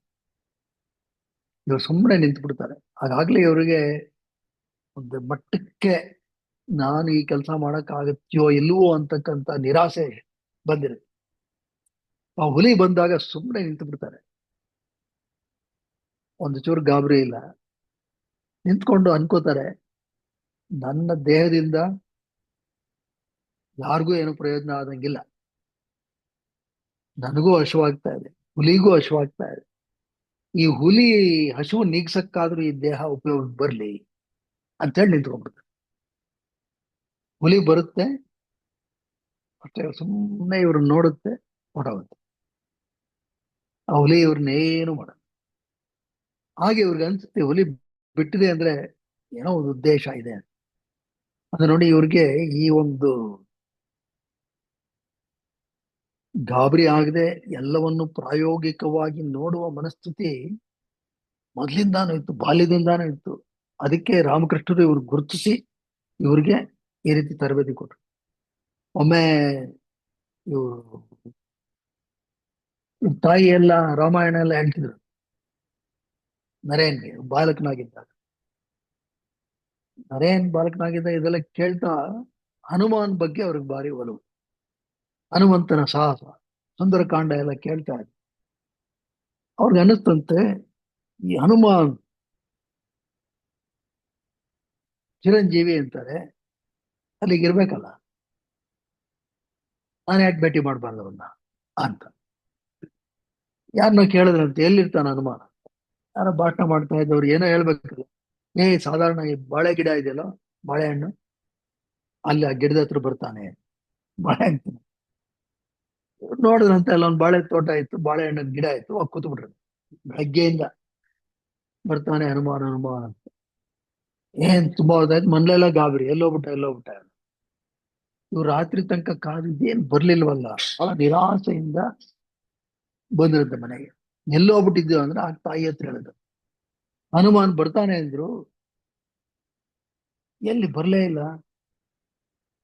ನಾನು ಕಾಯ್ತಾನೆ ಇದ್ದೆ, ನನಗೆ ಬಹಳ ಬೇಜಾರಾಗಿ ಬಂದ್ಬಿಟ್ಟೆ. ನನಗೆ ಊಟ ಇಲ್ಲ, ತಿಂಡಿ ಇಲ್ಲ, ದಿನ ಪೂರ್ತಿ ರಾತ್ರಿ ತನಕ ಕಾದಿದ್ದಾರೆ. ಅದು ಅವರ ಪ್ರಾಯೋಗಿಕತೆ. ಆ ಕೂತ್ಕೊಂಡ ಆ ವಯಸ್ಸಿನಲ್ಲಿ ಅಥವಾ ಒಂದ್ ಕಡೆ ಕೂತ್ಕೋಬೇಕು ಅಂತ ಹೇಳಿದ್ರೆ ಮನಸ್ಥಿತಿ ಆಗಿರ್ಬೇಕು. ಅದರಲ್ಲೇ ಮಗ್ನರಾಗಿ, ಹನುಮಾನ್ನಲ್ಲೇ ಮಗ್ನರಾಗಿ ಕೂತು. ಆಗ ತಾಯಿ ಒಂದು ಸಮಜಾಯಿಷಿ ಕೊಡ್ತಾಳೆ, ಇಲ್ಲಪ್ಪ, ಹನುಮಾನ್ ಬರ್ತಾನೆ ಖಂಡಿತ. ನೀನು ಆ ರೀತಿ ಸೇವೆ ಮಾಡಿದ್ರೆ ಅಲ್ಲೇ ನಿನ್ನಲ್ಲೇ ಹನುಮಾನ್ ಪ್ರತ್ಯಕ್ಷ ಆಗ್ತಾನೆ. ನಿಜವಾಗ್ಲೂ ಅದೇ ತರ ವಿವೇಕಾನಂದರು, ಆಮೇಲೆ ವಿವೇಕಾನಂದರಾದ್ರು ಅವರು. ಖೇತ್ರಿ ಮಹಾರಾಜ ಅವ್ರಿಗೆ ಆ ಹೆಸರು ಕೊಟ್ಟಿದ್ದು, ಆ ಒಂದು ಆರೆಂಜ್ ಕಲರ್ ಬಟ್ಟೆ ಕೊಟ್ಟಿದ್ದು ಅವರೇನೆ. ಹಾಗಾಗಿ ಹನುಮಾನ್ ಮತ್ತು ವಿವೇಕಾನಂದರಲ್ಲಿ ಬಹಳ ಸಾಮ್ಯ. ಹನುಮಾನ್ ಕೆಲಸ ಮಾಡಿದ್ದು ನಿಸ್ವಾರ್ಥವಾಗಿ ರಾಮನಿಗೋಸ್ಕರ, ವಿವೇಕಾನಂದರು ಕೆಲಸ ಮಾಡಿದ್ದು ನಿಸ್ವಾರ್ಥವಾಗಿ ರಾಮಕೃಷ್ಣನಿಗೋಸ್ಕರ, ಅವ್ರ ಗುರುಗಳಿಗೋಸ್ಕರ ಕೆಲಸ ಮಾಡಿದ್ದು. ಏನನ್ನು ಬಯಸ್ಲಿಲ್ಲ, ಒಂದು ಬಿಡುಗಾಸು ಬಯಸ್ತಿಲ್ಲ. ತಂದ್ ದುಡ್ಡೆಲ್ಲ ತಂದು ರಾಮಕೃಷ್ಣ ಆಶ್ರಮ, ಬೇಲೂರು ಮಠ ಪ್ರಾರಂಭ ಮಾಡಿದ್ರು. ಅವ್ರ ಅಧ್ಯಕ್ಷರಾಗ್ಲಿಲ್ಲ, ಸ್ವಾಮಿ ಬ್ರಹ್ಮಾನಂದರನ್ನ ಅಧ್ಯಕ್ಷರು ಮಾಡಿದ್ರು. ಒಂದ್ ನ್ಯಾಯ ಪೈಸಾ ಮುಟ್ಲಿಲ್ಲ. ಅದು ಮನೆಯಲ್ಲಿ ಬೇಕಾಷ್ಟು ಸಂಕಷ್ಟಗಳಿತ್ತು, ಕೋರ್ಟಲ್ಲಿ ಕೇಸ್ ನಡೀತಾ ಇತ್ತು ಅವ್ರ ಮನೆ ಆಸ್ತಿ ಮೇಲೆ. ಯಾವುದಕ್ಕೂ ಅವರು ಬಾಗ್ಲಿಲ್ಲ, ಮನುಕುಲದ ಸೇವೆಗಷ್ಟೇ ಮೀಸಲಾಗಿದ್ರು. ಅದಕ್ಕೆ ಕೆಲವರು ಹೇಳ್ತಾರೆ, ಆ ಹನುಮಂತಂಗ್ ಬಾಲ ಇತ್ತು, ಇವ್ರಿಗೆ ಬಾಲ ಇರ್ಲಿಲ್ಲ ಅಂತ. ಅಷ್ಟೇ. ಅದ್ ಬಿಟ್ರೆ ಅವರು ಮಾಡಿದ್ದ ಹಂಗೇನೆ. ಅವರು ಎಲ್ಲೋ ಹೋಗಿ ಹನುಮಾನ್ ಸೀತೆಯನ್ನ ಕಂಡ್ರು. ಅಲ್ಲಿದ್ದಂತಹ ನಕಾರಾತ್ಮಕೆಯನ್ನ ನಕಾರಾತ್ಮಕವನ್ನ ತೊಡೆದು ಹಾಕಿದ್ರು. ಎಲ್ಲಿ? ಲಂಕಾ. ಇವರು ಹಾಗೇನೆ ವಿದೇಶಕ್ಕೆ ಹೋಗಿ ಅಲ್ಲಿದ್ದಂತಹ ನಕಾರಾತ್ಮಗಳನ್ನ ತೊಡೆದು ಹಾಕಿದ್ರು. ಆತನು ಏನು ಬಯಸ್ತಿಲ್ಲ, ಇವರು ಏನು ಬಯಸ್ತಿಲ್ಲ. ಅಸಲಿಗೆ ನಾವು ಇವತ್ತು ಇವ್ರ ಫೋಟೋಗಳೆಲ್ಲ ಹಾಕುತ್ತೀವಿ. ವಿವೇಕಾನಂದ್ರು ಇವಾಗ ಏನಾದ್ರು ಬಂದ್ರೆ ಅವ್ರ ಫೋಟೋ ಇದ್ರೆ ಮೊದಲು ತೆಗಿರಿ ಅಂತ. ಏನ್ ಫೋಟೋ ನೋಡ್ಕೊಂಡು ಏನ್ ಮಾಡ್ತೀಯ? ಅವ್ರು ಕೆಲವು ಕಡೆ ಹೇಳ್ತಾರೆ, ನೀನ್ ವಿವೇಕಾನಂದರದೇನೋ ಅಂತ ಅನ್ಕೋಬೇಡ, ವಿವೇಕಾನಂದರನ್ನ ಮೀರಿ ಬೆಳೆಯೋದಕ್ಕೆ ಪ್ರಯತ್ನಿಸು, ಅವ್ರು ಕೊಡೋ ಮಾತು. ಹೀಗೆ ಅವರು ಆಮೇಲೆ ಹುಲಿ ಹೊಟ್ಟೋದ್ಮೇಲೆ ಅಲ್ಲಿ ಕೂತ್ಕೋತಾರೆ ತಪಸ್ಸಿಗೆ ಕಾಡಲ್ಲೇ, ಅಲ್ಲಿ ಧ್ಯಾನಸ್ಥರಾಗಿ ಕೂತ್ಕೋತಾರೆ. ಆಗ ಅವ್ರಿಗೇನೋ ಅನ್ಸುತ್ತೆ, ಓ, ಒಂದು ಪರಿವರ್ತನೆ ಬರುತ್ತೆ, ನಾನು ಸಾಧನೆ ಮಾಡಬೇಕು, ನಾನು ಈ ರೀತಿ ನಕಾರಾತ್ಮಕವಾಗಿ ನಿರಾಸೆಯಿಂದ ಇರಬಾರ್ದು. ಹಾಗೆ ಹೋಗಿ ಕನ್ಯಾಕುಮಾರಿ ಹತ್ರ ಬರ್ತಾರೆ. ಅಲ್ಲಿ ನಾವು ಯಾವ್ದು ವಿವೇಕಾನಂದ ಮೆಮೋರಿಯಲ್ ರಾಕ್ ಅಂತ ಕರಿತೀವಿ, ಬರೀ ಬಂಡೆ ಆಗಿತ್ತು ನೋಡ್ತಾರೆ. ಅಲ್ಲಿ ದೋಣಿಯಲ್ಲಿ ಹೋಗ್ಬೇಕು, ದುಡ್ಡಿಲ್ಲ. ಇವರು ಯೋಚನೆ ಮಾಡಲಿಲ್ಲ, ಅಲ್ಲಿ ಹೋಗ್ಬೇಕು, ಧ್ಯಾನ ಮಾಡ್ಬೇಕು ಅಂತ ಹೇಳಿ ನೇರಿಗೆ ಬಿದ್ದು ಈಜು ಹೊಡ್ಕೊಂಡು ಹೋಗ್ಬಿಡ್ತಾರೆ. ಈಜು ಹೊಡ್ಕೊಂಡು ಹೋಗಿ ಅಲ್ಲಿ ಕೂತ್ಕೋತಾರೆ. 3 ದಿನ ಸತತವಾಗಿ ಧ್ಯಾನ ಮಾಡ್ತಾರೆ. ಧ್ಯಾನ ಮಾಡಿದಾಗ ಅವ್ರಿಗೆ ರಾಮಕೃಷ್ಣರ ಮುಖಾಂತರವೇ ಸಂದೇಶ ಸಿಗುತ್ತೆ. ಯಾಕೆ ಆಗಾಗ್ಲೇ ಈ ಚಿಕಾಗೋದಲ್ಲಿ ನಡೆಯತಕ್ಕಂತಹ ವರ್ಲ್ಡ್ ಪಾರ್ಲಿಮೆಂಟ್ ರಿಲಿಜನ್ ಅಲ್ಲಿಗೆ ಅಲ್ಲಿ ನಡೀತಾ ಇದೆ ಸಮ್ಮೇಳನ ಅಂತಕ್ಕಂಥ ಸುದ್ದಿ ಗೊತ್ತಿರುತ್ತೆ. ಆಗ ಅಲ್ಲಿ ದೃಢ ನಿಶ್ಚಯ ಅವ್ರು ಮಾಡ್ತಾರೆ, ನಾನು ರಾಮಕೃಷ್ಣರ ಸಂದೇಶವನ್ನು ತೆಗೆದುಕೊಂಡು ಹೋಗ್ಬೇಕು. ಒಂದು, ಎರಡನೇದು ಮುಖ್ಯವಾಗಿ ನಮ್ಮ ಜನ ಬಹಳ ಬಡತನದಲ್ಲಿ ತೊಳಲಾಡ್ತಾ ಇದ್ದಾರೆ, ಅವರಿಗೆ ನಾನು ಸಹಾಯ ಮಾಡಬೇಕು. ಮೂಲ ಉದ್ದೇಶ ಅದು, ಜನತಾ ಸೇವೆ. ಯಾಕೆ ಹೊಟ್ಟೆ ಹಚ್ಕೊಂಡಿರೋರು ನೀವು ಆಧ್ಯಾತ್ಮ ಹೇಳಕ್ ಹೋದ್ರೆ ಹಾಗೆ, teach Vedanta to hungry stomach, ಮೊದಲು ಅದಾಗ್ಬೇಕು. ಅದಕ್ಕೋಸ್ಕರ ನಾನು ವಿದೇಶಕ್ಕೆ ಹೋದ್ರೆ ಅಲ್ಲಿಂದ ಒಂದಷ್ಟು ಹಣವನ್ನ ತಂದು ಇಲ್ಲಿ ಜನಕ್ಕೆ ಸಹಾಯ ಮಾಡಬಹುದು, ಇದು ಅವರ ಮೂಲ ಉದ್ದೇಶ ಆಗಿರುತ್ತೆ. ಹೀಗಾಗಿ ಅವರು ಆ, ಈ ಒಂದು ವಿದೇಶ ಪ್ರಯಾಣಕ್ಕೆ ಚೆನ್ನೈಗೆ ಬಂದು ಸಿದ್ಧತೆ ಮಾಡ್ಕೋತಾರೆ. ಅದ್ರ ಬಗ್ಗೆ ಎಲ್ಲ ದೊಡ್ಡ ದೊಡ್ಡ ಘಟನೆಗಳು ನಡೆಯುತ್ತೆ, ಅದೇನು ಸುಲಭವಾದದ್ದಲ್ಲ. ಆಮೇಲೆ ಮಹಾರಾಜ ಖೇತ್ರಿ ಅವರ ಸಹಾಯನೂ ದೊರಕುತ್ತೆ. ಹಾಗಾಗಿ ಅವರು ವಿದೇಶಕ್ಕೆ ಹೋಗ್ತಾರೆ. ಅಲ್ಲೂ ಏನು ಸುಲಭ ಇರಲಿಲ್ಲ ಪಾಪ. ಹೋಗ್ತಾರೆ, ಇವ್ರು ಯಾವಾಗಲೂ ಹೋಗ್ತಾರೆ, ಇನ್ನು 3 ತಿಂಗಳು ಈ ಸಭೆ ನಡೆಯಲ್ಲ ಅಂತಾರೆ, ಪೋಸ್ಟ್ಪೋನ್ ಆಗ್ಬಿಡುತ್ತೆ. ಆಮೇಲೆ ಅಲ್ಲೇನ್ ಚಿಕಾಗೋಲ್ಲಿ ಏನ್ ಮಾಡ್ಬೇಕು ಪಾಪ, ಬೋಸ್ಟನ್ಗೆ ಹೋಗ್ತಾರೆ, ಅಲ್ಲಿ ಯಾರೋ ಸಿಗ್ತಾರೆ. ಇದೆಲ್ಲ ನನ್ನ ಪುಸ್ತಕದಲ್ಲಿ ಸ್ವಲ್ಪ ಬರ್ದಿದ್ದೀನಿ ನೋಡಿ. ಒಟ್ಟಾರೆ ಏನಾಯ್ತು, 1893 ಸೆಪ್ಟೆಂಬರ್ 11 ಆ ಸಮ್ಮೇಳನಕ್ಕೆ ಇವರು ಬರ್ತಾರೆ. ಸಮ್ಮೇಳನದಲ್ಲಿ ಅನೇಕರು ಕೂತಿದ್ದಾರೆ, ಇವರು ಕೂತಿದ್ದಾರೆ. ಆಗ ವಿವೇಕಾನಂದ, ಹೆಸರು ವಿವೇಕಾನಂದ ಬಂದಿರುತ್ತೆ, ಆದ್ರೆ ಯಾರು ಅಂತ ಯಾರು ಅಲ್ಲ. 4,000-7,000 ಜನ ಸೇರಿರ್ತಾರೆ, ದೊಡ್ಡ ಸಭಾಂಗಣ. ಬೆಳಗ್ಗೆ ಸಭೆ ಶುರು ಆಯ್ತು. ಅದು ಒಂದು ಮೆರವಣಿಗೆ ತರ ಎಲ್ಲರೂ ಬರ್ತಾರೆ, ಇವರು ಹಿಂದೆ ಬರ್ತಾರೆ, ಯಾರಿಗೂ ಗೊತ್ತಿಲ್ಲ. ಇವರು ಎಲ್ಲ ಕೂತ್ಕೋತಾರೆ, ಒಂದು ಜಾಗ ಕೊಡ್ತಾರೆ, ಸ್ಟೇಜ್ ಮೇಲೆ ಕೂತಿರ್ತಾರೆ. ಒಮ್ಮೆ ಕರೀತಾರೆ, ಇವರು ಹಿಂಗಂತಾರೆ, ನಾವು ಆಮೇಲೆ ಮಾತಾಡ್ತೀವಿ. ಏನು ಹಿಂಜರಿಕೆ, ಯಾಕೆ ಇಲ್ಲಿ ಬರೋರೆಲ್ಲ ಏನ್ ಸಖತ್ತಾಗಿ ಬರ್ಕೊಂಡ್ಬಿಟ್ಟಿದ್ದಾರೆ, ಪ್ರಿಪೇರ್ಡ್ ಸ್ಪೀಚ್. ಇವ್ರದ್ದೇನಿಲ್ಲ, ಒಮ್ಮೆ ಬಂದಿದ್ದಾರೆ, ಏನ್ ಮಾಡ್ಬೇಕು ಗೊತ್ತಿಲ್ಲ. ಎರಡನೇ ಸರ್ತಿ ಕರೀತಾರೆ. ಆಮೇಲೆ ಕೊನೆಗೆ ಮಧ್ಯಾಹ್ನ ಊಟ ಆದ್ಮೇಲೆ ಮಾಡ್ಲೇಬೇಕಾಗುತ್ತೆ, ಬರ್ತಾರೆ. ಬಂದು ನಿಂತ್ಕೊಂಡು ಮೊದಲು 5 ಪದಗಳು, 5 ಪದಗಳು, brothers and sisters of America ಅಂತಾರಷ್ಟೆ.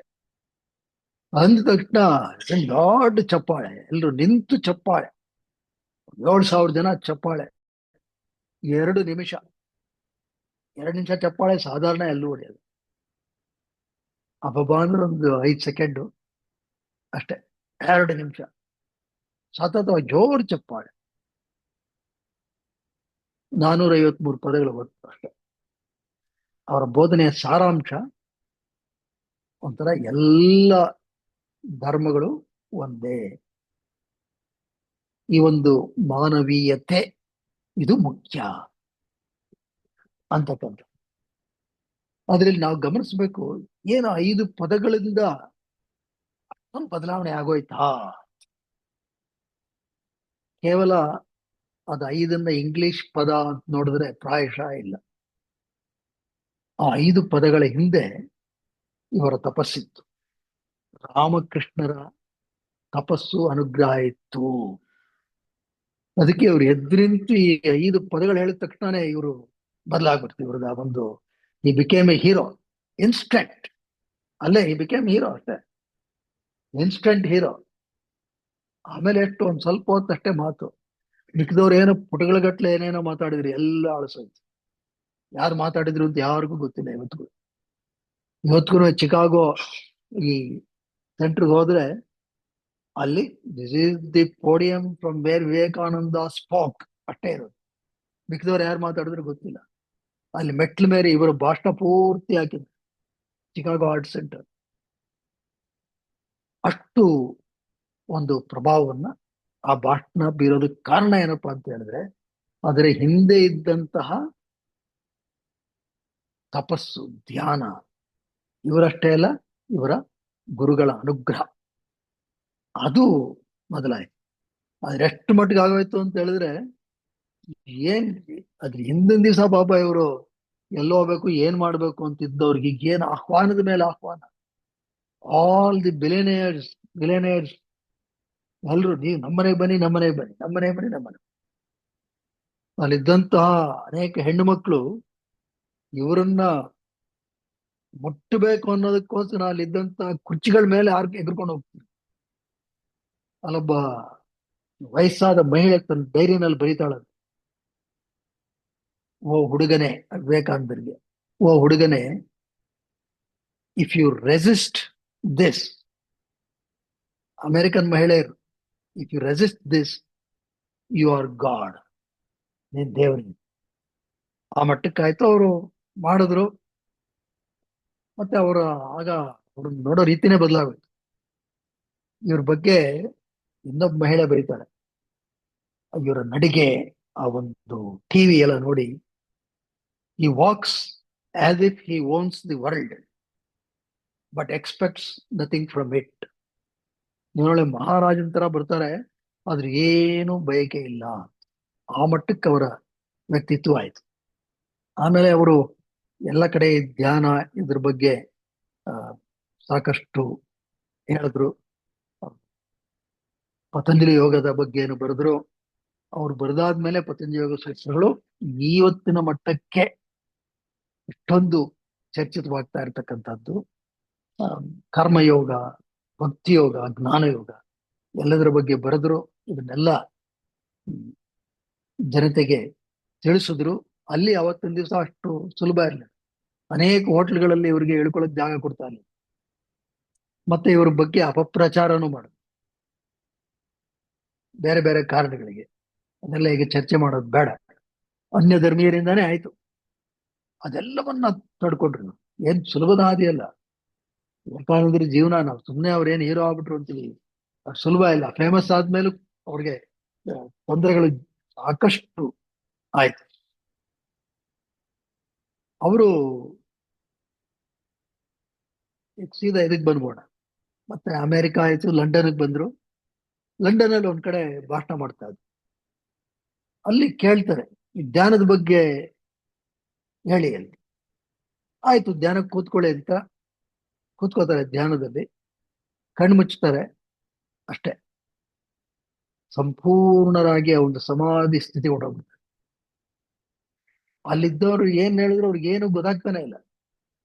ಆ ಒಂದು ಆ ವಾತಾವರಣ ಹಂಗ್ ಶುರು ಆಗ್ಬಿಡುತ್ತೆ. ಅವ್ರು ಏನ್ ಮಾಡಿದ್ರು ಅವ್ರಿಗೆಲ್ಲ ಆಶ್ಚರ್ಯ ಆಗುತ್ತೆ, ಏನಿದು ಏನು ಗೊತ್ತಾಗ್ತದೆ. ಒಂದು ಸುಮ್ಮನೆ ಹಾಗೆ ಕೂತ್ಬಿಡ್ತಾರೆ. ಆ ಮುಖದಲ್ಲಿ ಒಂದು ಮಂದಹಾಸ, ಒಂದು ದೈವಿ ಕಳೆ, ನಿಶ್ಚಲತೆ, ಒಂದು ಚೂರು ಅಲಗಾಟ ಇಲ್ಲ. ಸ್ಥಿರ ಸುಖ ಆಸನಂ, ಎಲ್ಲೂ ತತ್ರ ಏಕತಾ ಧ್ಯಾನಂ, ಎಲ್ಲವೂ ಅವರಲ್ಲಿ ಕಾಣ್ತಾರೆ. ಆ ದರ್ಶನ, ಧ್ಯಾನ ಅಂದ್ರೆ ಏನು ದರ್ಶನ ಆಗುತ್ತೆ ಲಂಡನ್ ಅಲ್ಲಿ. ಆಗ ಒಂದು ಫೋಟೋ ತೆಗಿತಾರೆ ಅಲ್ಲಿದ್ದವರು. ಆ ಫೋಟೋನೇ ಇವತ್ತಿಗೂ ಎಲ್ಲ ಕಡೆ ನಮ್ಮ ಈ ಈ ಉಪನ್ಯಾಸದ ಜೊತೆಗೆ ಒಂದು ಫೋಟೋ ಹಾಕಿದೀವಲ್ಲ, ಅದೇ ಫೋಟೋ. ಆ ಫೋಟೋನೇ ಇವತ್ತು ಎಲ್ಲ ಕಡೆ ಪ್ರಪಂಚದೆಲ್ಲ ನಾವು ನೋಡ್ತಾ ಇರ್ತೀವಿ. ವಿವೇಕಾನಂದ ಅದೆಲ್ಲೋ ಹಿಮಾಲಯದಲ್ಲಿ ಕೂತಿರೋದಲ್ಲ, ಲಂಡನ್ ಅಲ್ಲಿ ಒಂದ್ ಕಡೆ ಭಾಷಣ ಮಾಡ್ತಾ ಅವ್ರು ಮಾಡಿದ್ದು. ಆಮೇಲೆ ಬಹಳ ಹೊತ್ತಾದ್ಮೇಲೆ ಅವರು ಮಾಮೂಲಿ ಇದಕ್ಕೆ ಬರ್ತಾರೆ. ಹೀಗೆ ಅವರ ಧ್ಯಾನ. ಆಮೇಲೆ ಇದು ವಿದೇಶಿ ಪ್ರವಾಸ ಎಲ್ಲ ಆಗುತ್ತೆ. ಅವರು ಬರ್ತಾರೆ ಭಾರತಕ್ಕೆ, ಮತ್ತೆ ವಿದೇಶಕ್ಕೆ ಹೋಗ್ತಾರೆ ಬರ್ತಾರೆ. ಇಲ್ಲಿ ಬೇಲೂರು ಮಠದಲ್ಲೂ ಪ್ರತಿನಿತ್ಯ ಧ್ಯಾನ, ಅಲ್ಲೆಲ್ಲದಕ್ಕೂ ಗಂಟೆ ಹೊಡಿತಾರೆ. ಅವ್ರ ಶಿಷ್ಯ ವರ್ಗಕ್ಕೆಲ್ಲ ಹೇಳ್ಬಿಟ್ಟಿದ್ರು, ಸಮಯಕ್ಕೆ ಸರಿಯಾಗಿ ನೀವು ಬರಬೇಕು. 4 AM ಗಂಟೆ ಹೊಡೆದ್ರೆ ಎಲ್ಲರೂ ಧ್ಯಾನ ಮಂದಿರಕ್ಕೆ ಬಂದ್ಬಿಡ್ಬೇಕು. ಎಲ್ರು ಬರೋಕ್ಕೂ ಮೊದಲು ಇವರು ಮೊದಲು ಅಲ್ಲಿ ಕೂತಿರೋರು. ಸ್ವಾಮಿ ಬ್ರಹ್ಮಾನಂದರು ಹೇಳ್ತಾರೆ, ವಿವೇಕಾನಂದರು ಇದ್ರೆ, ಅಂದ್ರೆ ಅವ್ರು ಸಾಕಷ್ಟು ಪ್ರವಾಸ ಎಲ್ಲ ಮಾಡ್ತಿರಲ್ಲ, ಅವರು ಧ್ಯಾನ ಮಂದಿರದಲ್ಲಿ ಅವರಿದ್ರೆ ನಮ್ಮೆಲ್ರಿಗೂ ಧ್ಯಾನ ಬಹಳ ಸುಲಭವಾಗಿ ಆಗ್ಬಿಡೋದು. ಅವರ ಇರುವಿಕೆಯ ಪ್ರಭಾವ ಅಷ್ಟಿತ್ತು. 4 ಗಂಟೆಗೆ ಮೊದಲೇ ಅವ್ರು ಬಂದ್ಬಿಟ್ಟು 2 ಗಂಟೆಗಳ ಧ್ಯಾನ ಮಾಡಿ, ಆಮೇಲೆ ರಾಮಕೃಷ್ಣರಿಗೆ ನಮಸ್ಕಾರ ಮಾಡಿ, ಮೆಟ್ಲಲ್ಲಿ ಇಳೀತಾ ಕಾಳಿದ ಯಾವುದೋ ಒಂದು ಹಾಡು ಹೇಳ್ಕೊಂಡು ಇಳಿಯೋರು. ಆಮೇಲೆ ಉಪಹಾರ ಪಾಠ ಈ ಥರದ್ದು. ಅವರು ಒಮ್ಮೆ ಎಲ್ಲವಾಗಿದ್ರು ಬಂದಿದ್ದಾರೆ, ಇರ್ಲಿಲ್ಲ ಅವರು ಊರಲ್ಲಿ. ಬೆಳಗಿನ ಜಾವ ಬಂದು ಧ್ಯಾನ ಮಂದಿರಕ್ಕೆ ಬಂದಿದ್ದಾರೆ. ನೋಡಿದ್ರೆ ಕೆಲವರೆಲ್ಲ ಇಲ್ಲ. ಅವ್ರೇನಂತ ಹೇಳಿದ್ರೆ, ಹೇಗಿರು ಸ್ವಾಮಿ ವಿವೇಕಾನಂದರು ಇಲ್ವಲ್ಲ ಅಂತ ನಿದ್ದೆಗೆ ಜಾರ್ಬಿಟ್ಟಿದ್ದಾರೆ. ಎಲ್ಲ ಎಲ್ರನ್ನೂ ಕರ್ಸಿದ್ರು. ಕರ್ಸಿ ಅವ್ರಿಗೆ ಹೇಳಿದ್ರಂತೆ, ಇದು ತಪ್ಪು, ಹಾಗಾಗಿ ಶಿಕ್ಷೆ. ಇವತ್ತು ನಿಮಗೆ ಈ ಆವರಣದಲ್ಲಿ ನಮ್ಮ ಅಡಿಗೆ ಮನೆಯಲ್ಲಿ ಊಟ ಸಿಗೋಲ್ಲ, ನೀವು ಭಿಕ್ಷೆ ಬೇಡಿ ಊಟವನ್ನು ಮಾಡಬೇಕು ಇವತ್ತು. ಇದೇ ಶಿಕ್ಷೆ. ಇದು ಅವರ ಆ ಶಿಸ್ತು, ಧ್ಯಾನಕ್ಕೆ ಅವರು ಕೊಟ್ಟಂತಹ ಮಹತ್ವ ಇದು. ಅಲ್ಲಿ ಅವರು ಸ್ವಾಮಿ ಶಿವಾನಂದ, ಅವ್ರಿಗೆ ಸ್ವಲ್ಪ ಒಮ್ಮೆ ಅನಾರೋಗ್ಯದ ಕಾರಣ ಅವರು ಧ್ಯಾನಕ್ಕೆ ಹೋಗಿರಲಿಲ್ಲ. ಇವ್ರಿಗೆ ಅದು ಗೊತ್ತಾಯ್ತು. ತಕ್ಷಣ ಅವಾಗ ಹೇಳಿದ್ರು, ನೀವು ಮಾಡ್ತಾ ಇರೋದು ಸರಿ ಇಲ್ಲ, ತಪ್ಪು. ನಿಗದಿತ ಸಮಯಕ್ಕೆ ಧ್ಯಾನ ಮಾಡಲೇಬೇಕು. ಆಗ ಶಿವಾನಂದರು ಯಾವ ಮಟ್ಟಕ್ಕೆ ಬಂದ್ರು ಅಂದ್ರೆ, ಅವರ ಅಂತಿಮ ಕಾಲದಲ್ಲೂ ತೀರಾ ಎಳಕ್ಕೆ ಆಗದೆ ಇದ್ರು ಹೆಂಗೋ ಮಾಡಿ ಅವರ ಹಾಸಿಗೆ ಮೇಲೆ ಕೂತು ಆ ಸಮಯಕ್ಕೆ ಧ್ಯಾನ ಮಾಡೋರು. ಆ ರೀತಿ ಅವರು. ಮತ್ತೆ ಸ್ವಾಮಿ ವಿವೇಕಾನಂದರು ಶಂಕರರ ಬುದ್ಧಿವಂತಿಕೆಯನ್ನ, ಬುದ್ಧನ ಹೃದಯವಂತಿಕೆಯನ್ನ ಎರಡನ್ನೂ ಅವರು ಮಾನ್ಯ ಮಾಡಿದ್ರು. ಆ ಬಗ್ಗೆ ಮತ್ತೆ ಯಾವಾಗಲಾದ್ರು ನೋಡೋಣ. ಅವ್ರು ಒಂದು ಹೇಳ್ತಾರೆ, ಒಂದು ಬಹಳ ದೊಡ್ಡ ಮಾತು. ಇವತ್ತಿನ ದಿವಸ ನಾವು ಏನು ಥೀಸ್ ಎಥೀಸ್ ಗೊತ್ತಲ್ಲ, ನಂಬಿಕೆ ಇರೋರು ನಂಬಿಕೆ ಇಲ್ಲದೆ ಇರೋರು ಇದೆಲ್ಲ ಬಹಳ ಮಾಡ್ತೀವಿ. ಅವ್ರು ಯಾವತ್ತೂ ತುಂಬಾ ಬಾಹ್ಯ ಆಚರಣೆಗೆ ಒತ್ತು ಕೊಟ್ಟವರಲ್ಲ. ಅವರೊಂದು ಮಾತು ಹೇಳ್ತಾರೆ, ಇದು ಅವ್ರದೇ ಮಾತು, ಹಾಗಾಗಿ ಹಾಗೆ ಇಂಗ್ಲಿಷ್ನಲ್ಲೇ ಓದ್ಬಿಡ್ತೀನಿ. Swami Vivekananda once told that we are all atheists, we are all atheists. Not too many people actually believe in God. The vast majority of men ಅಂದ್ರೆ it includes women, men are atheists. Atheists ಅಂದ್ರೆ non-believers, vast majority. I am glad that in modern times another class of atheists has come into existence in the Western world. I mean the materialists. ಅದೆಲ್ಲ materialists. ಆಗ they are sincere atheists. They are sincere atheists. They are better than religious atheists. See the word, religious atheists. You follow religions, but you don't believe God. That's what he says. Religious atheists who are insincere, who fight and talk about religion and yet do not want it, never try to realize it, never try to understand it. ಇದು ಪ್ರಾಯಶಃ ಇವತ್ತಿಗೆ ಅತಿ ಹೆಚ್ಚು ಪ್ರಸ್ತುತ. ಇರ್ಲಿ. ಇದೆಲ್ಲ ಆಯ್ತು. ಮತ್ತೆ ಅವ್ರಿಗೂ ಸಾಕಷ್ಟು ದೈಹಿಕ ಸಮಸ್ಯೆಗಳು ಎತ್ ಬೇಕಂದ್ರೆ, ಆದ್ರೆ ಅವರು ಯಾವತ್ತೂ ಅದರಿಂದ ನರಳಾಟಕ್ಕೇನು ಒಳಗಾದವರು. ಮತ್ತೆ ಅವರು ಮೊದಲೇ ಹೇಳ್ಬಿಟ್ಟಿದ್ರು, ನಾನು 40 ವರ್ಷವನ್ನ, ಈ ದೇಹ 40 ವರ್ಷ ದಾಟಲ್ಲ. ಅಲ್ಲೆಲ್ಲ ಕೇಳೋರಂತೆ, ಈ ತರ ಎಲ್ಲ ಮಾತಾಡಬಾರ್ದು ನೀವು. ಆಗ ಅವ್ರು ಹೇಳೋರಂತೆ, ಏನ್ ಮಾಡೋದು, ಒಳಗನದ ಆ ಒಂದು ಆತ್ಮ ಈ ಒಂದು ಸರಹದ್ದು ಬೌಂಡ್ರೀಸ್ ಅದನ್ನ ಮೀರಿ ಹೋಗ್ತಾ ಇದೆ. ಇದರಲ್ಲಿ ನಾನು ಎಷ್ಟು ಜನನ್ನ ಮುಟ್ಲಿಕ್ಕೆ ಸಾಧ್ಯ, ಆದ್ರೆ ಇದನ್ನ ಮೀರಿ ಹೋದ್ರೆ ನಾನು I can get into the system and serve humanity ಅಂತ ಹೇಳ್ತಾ ಇದ್ದೆ. ಇವತ್ತು ಅದಾಗಿದೆ ನೋಡಿ, ಎಷ್ಟೆಷ್ಟು ಕಡೆ ಆಗಿದೆ. ಮತ್ತು ಇವತ್ತಿನ ಒಂದು ಇಂಟರ್ನೆಟ್ ಯುಗದಲ್ಲಿ ನೋಡಿದ್ರೆ ವಿವೇಕಾನಂದರದ್ದು ಎಷ್ಟು ಜನಕ್ಕೆ ಎಷ್ಟು ರೀತಿಯಲ್ಲಿ ಯೂಟ್ಯೂಬ್ ಮುಖಾಂತರ ಅನೇಕ ಭಾಷೆಗಳ ಮುಖಾಂತರ ತಲುಪ್ತಾ ಇದೆ. ಅಂದ್ರೆ ಅವರ ಒಂದು ಭಾವನೆ ಆ ರೀತಿ ಇತ್ತು. ಮತ್ತೆ ಅವರು ತಾವು ದೇಹವನ್ನು ಬಿಡುವ ದಿನಾಂಕವನ್ನು ಸಹ ಗುರ್ತಾಕ್ಬಿಟ್ಟಿದ್ರು. ಬೆಂಗಾಲಿ ಕ್ಯಾಲೆಂಡರ್ ತರಿಸಿ ಅದು ಆಮೇಲೆ ಗುರ್ತಾಕಿ ಅಲ್ಲಿ ಇಂತಹ ಮುಹೂರ್ತಕ್ಕೆ ದೇಹವನ್ನು ಬಿಡೋದು ಅಂತ. ಮತ್ತೆ ಎಲ್ಲಿ ಸಮಾಧಿ ಮಾಡಬೇಕು ಅದನ್ನು ತೋರಿಸ್ಬಿಟ್ಟಿದ್ರು ನಮ್ಮ ಆಪ್ತ ವರ್ಗಕ್ಕೆ. ಇಲ್ಲೇ ಮಾಡಿ, ಅವರೆಲ್ಲ ಏನ್ ಹೀಗೆ ಮಾತಾಡ್ತಾರೆ, ಅವ್ರು ಯಾವುದಕ್ಕೂ. ಆ ದಿನ ಬಂತು, 4 ಜುಲೈ 1902.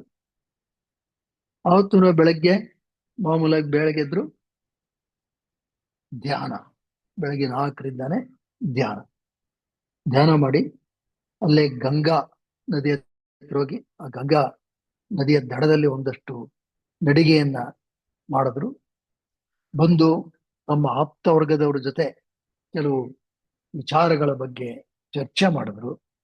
ಮತ್ತೆ ಮುಂದೆ ಏನೇನು ಮಾಡಬೇಕು, ಈ ಬೇಲೂರು ಮಠದ ವತಿಯಿಂದ, ರಾಮಕೃಷ್ಣ ಮಠದ ವತಿಯಿಂದ ಏನೇನು ಮಾಡಬೇಕು ಇದೆಲ್ಲ ಹೇಳಿದ್ರು.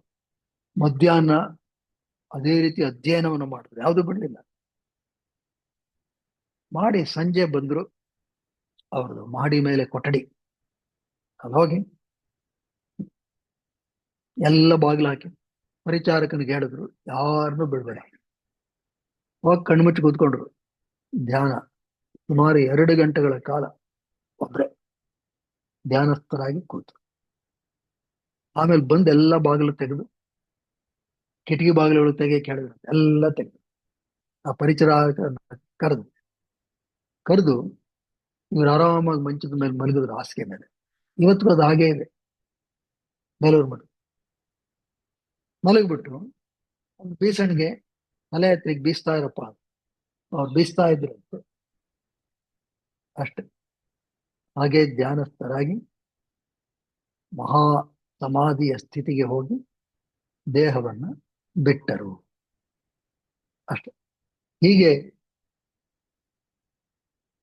ಸ್ವಾಮಿ ವಿವೇಕಾನಂದರ ಜೀವನದಲ್ಲಿ ಬಾಲ್ಯದಿಂದ ಧ್ಯಾನ ಅಂತಕ್ಕಂಥದ್ದು, ಆ ಧ್ಯಾನಸ್ಥ ಮನಸ್ಥಿತಿ ಅವರಲ್ಲಿ ಹಾಸುವಕ್ಕಾಗಿತ್ತು. ಹಾಗಾಗಿನೇ ಅವರು ಒಂದು ಕೆಲಸಗಳನ್ನ ಮಾಡ್ಲಿಕ್ಕೆ ಸಾಧ್ಯ ಆಯ್ತು. ಯಾಕೆ ಅಂತ ಹೇಳಿದ್ರೆ, ಧ್ಯಾನಸ್ಥ ಮನಸ್ಸು ಅಂತ ಹೇಳಿದ್ರೆ ಸದಾ ಅಲ್ಲಿ, ಅಂದ್ರೆ ಆ ಒಂದು ವರ್ತಮಾನದಲ್ಲಿ ಅತ್ಯಂತ ಶಕ್ತಿಯುತವಾಗಿರುತ್ತೆ. ಅವರು ಬರೆದಂತ ಅನೇಕ ಪುಸ್ತಕಗಳು ಯಾವುದೋ ಅವ್ರು ಕೂತ್ಕೊಂಡೆ ಏನು ಬರೆದಿದ್ದಲ್ಲ, ಅಥವಾ ಗೂಗಲ್ ಅಥವಾ ChatGPT ಇಂದ ಬರೆದಿದ್ದಲ್ಲ. ಅವ್ರು ಸುಮ್ಮನೆ ಆರಾಮಾಗಿ ಎಲ್ಲವನ್ನ ಆ ಧ್ಯಾನಸ್ಥ ಮನಸ್ಸಿನಿಂದ ಹೇಳಿದ್ದು ಅವರ ಶಿಷ್ಯ ವರ್ಗ ಅನೇಕ ಘಟ್ಟಗಳಲ್ಲಿ ಬರ್ಕೊಂಡಿತ್ತು. ಅಂತ ಒಂದು ಪ್ರೌಢಿಮೆ ಅವ್ರಿಗೆ ಲಭ್ಯವಾಯಿತು. ಅವರು ಒಟ್ಟಾರೆ ಆ ಒಂದು ಧ್ಯಾನ ಅದರ ಒಂದು ಸಾಕಾರ ರೂಪವಾಗಿದ್ರು. ಹಾಗಾಗಿ ನಾವುಗಳೂ ವಿವೇಕಾನಂದರನ್ನ ನಾವು ಅನು ಅನುಸರಿಸ್ತೀವಿ ಅಂದ್ರೆ ಪ್ರಾಯಶಃ ಧ್ಯಾನವನ್ನು ಬಿಟ್ಟು ಬೇರೆ ಮಾರ್ಗ ಇಲ್ಲ. ಧ್ಯಾನದಿಂದ ನಮ್ಮ ಮನಸ್ಸನ್ನು ಸಹ ಶುದ್ಧೀಕರಣ ಮಾಡಿ ನಾವು ಅವರ ಹಾದಿಯಲ್ಲಿ ಹೋಗಲಿಕ್ಕೆ ಸಾಧ್ಯ ಆಗತ್ತೆ. ಹಾಗಾಗಿ ನಾವು ಈ ವಿವೇಕಾನಂದರು ಆ, ಧ್ಯಾನದ ಬಗ್ಗೆ ಅವರು ಬಗ್ಗೆ ಹೇಳಿರೋದು ನಿಜ, ಹೇಳಿರೋದು ಅಷ್ಟೇ ಅಲ್ಲ, ಅದನ್ನ ಪ್ರಾಯೋಗಿಕವಾಗಿ ನಮಗೆ ತೋರಿಸ್ಕೊಟ್ಟಿದ್ದಾರೆ ಅನೇಕ ಘಟ್ಟಗಳಲ್ಲಿ.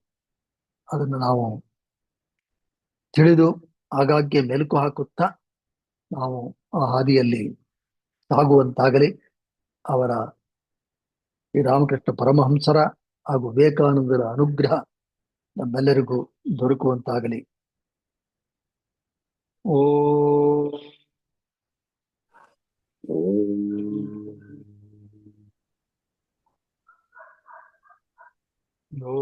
ಯೋಗೇನ ಚಿತ್ತಸ್ಯ ಪದೇನ ವಾಚಾ ಯೋಗೇನ ಚಿತ್ತಸ್ಯ ಪದೇನ ವಾಚಾ ಬಲಂ ಶರೀರಸ್ಯ ಚ ವೈದ್ಯಕೇನ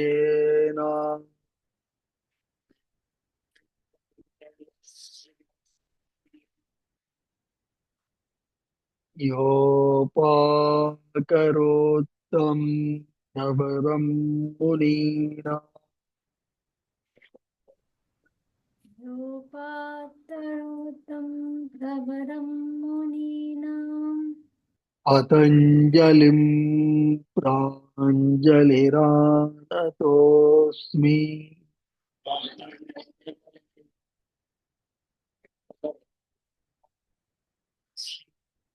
हरि ओम।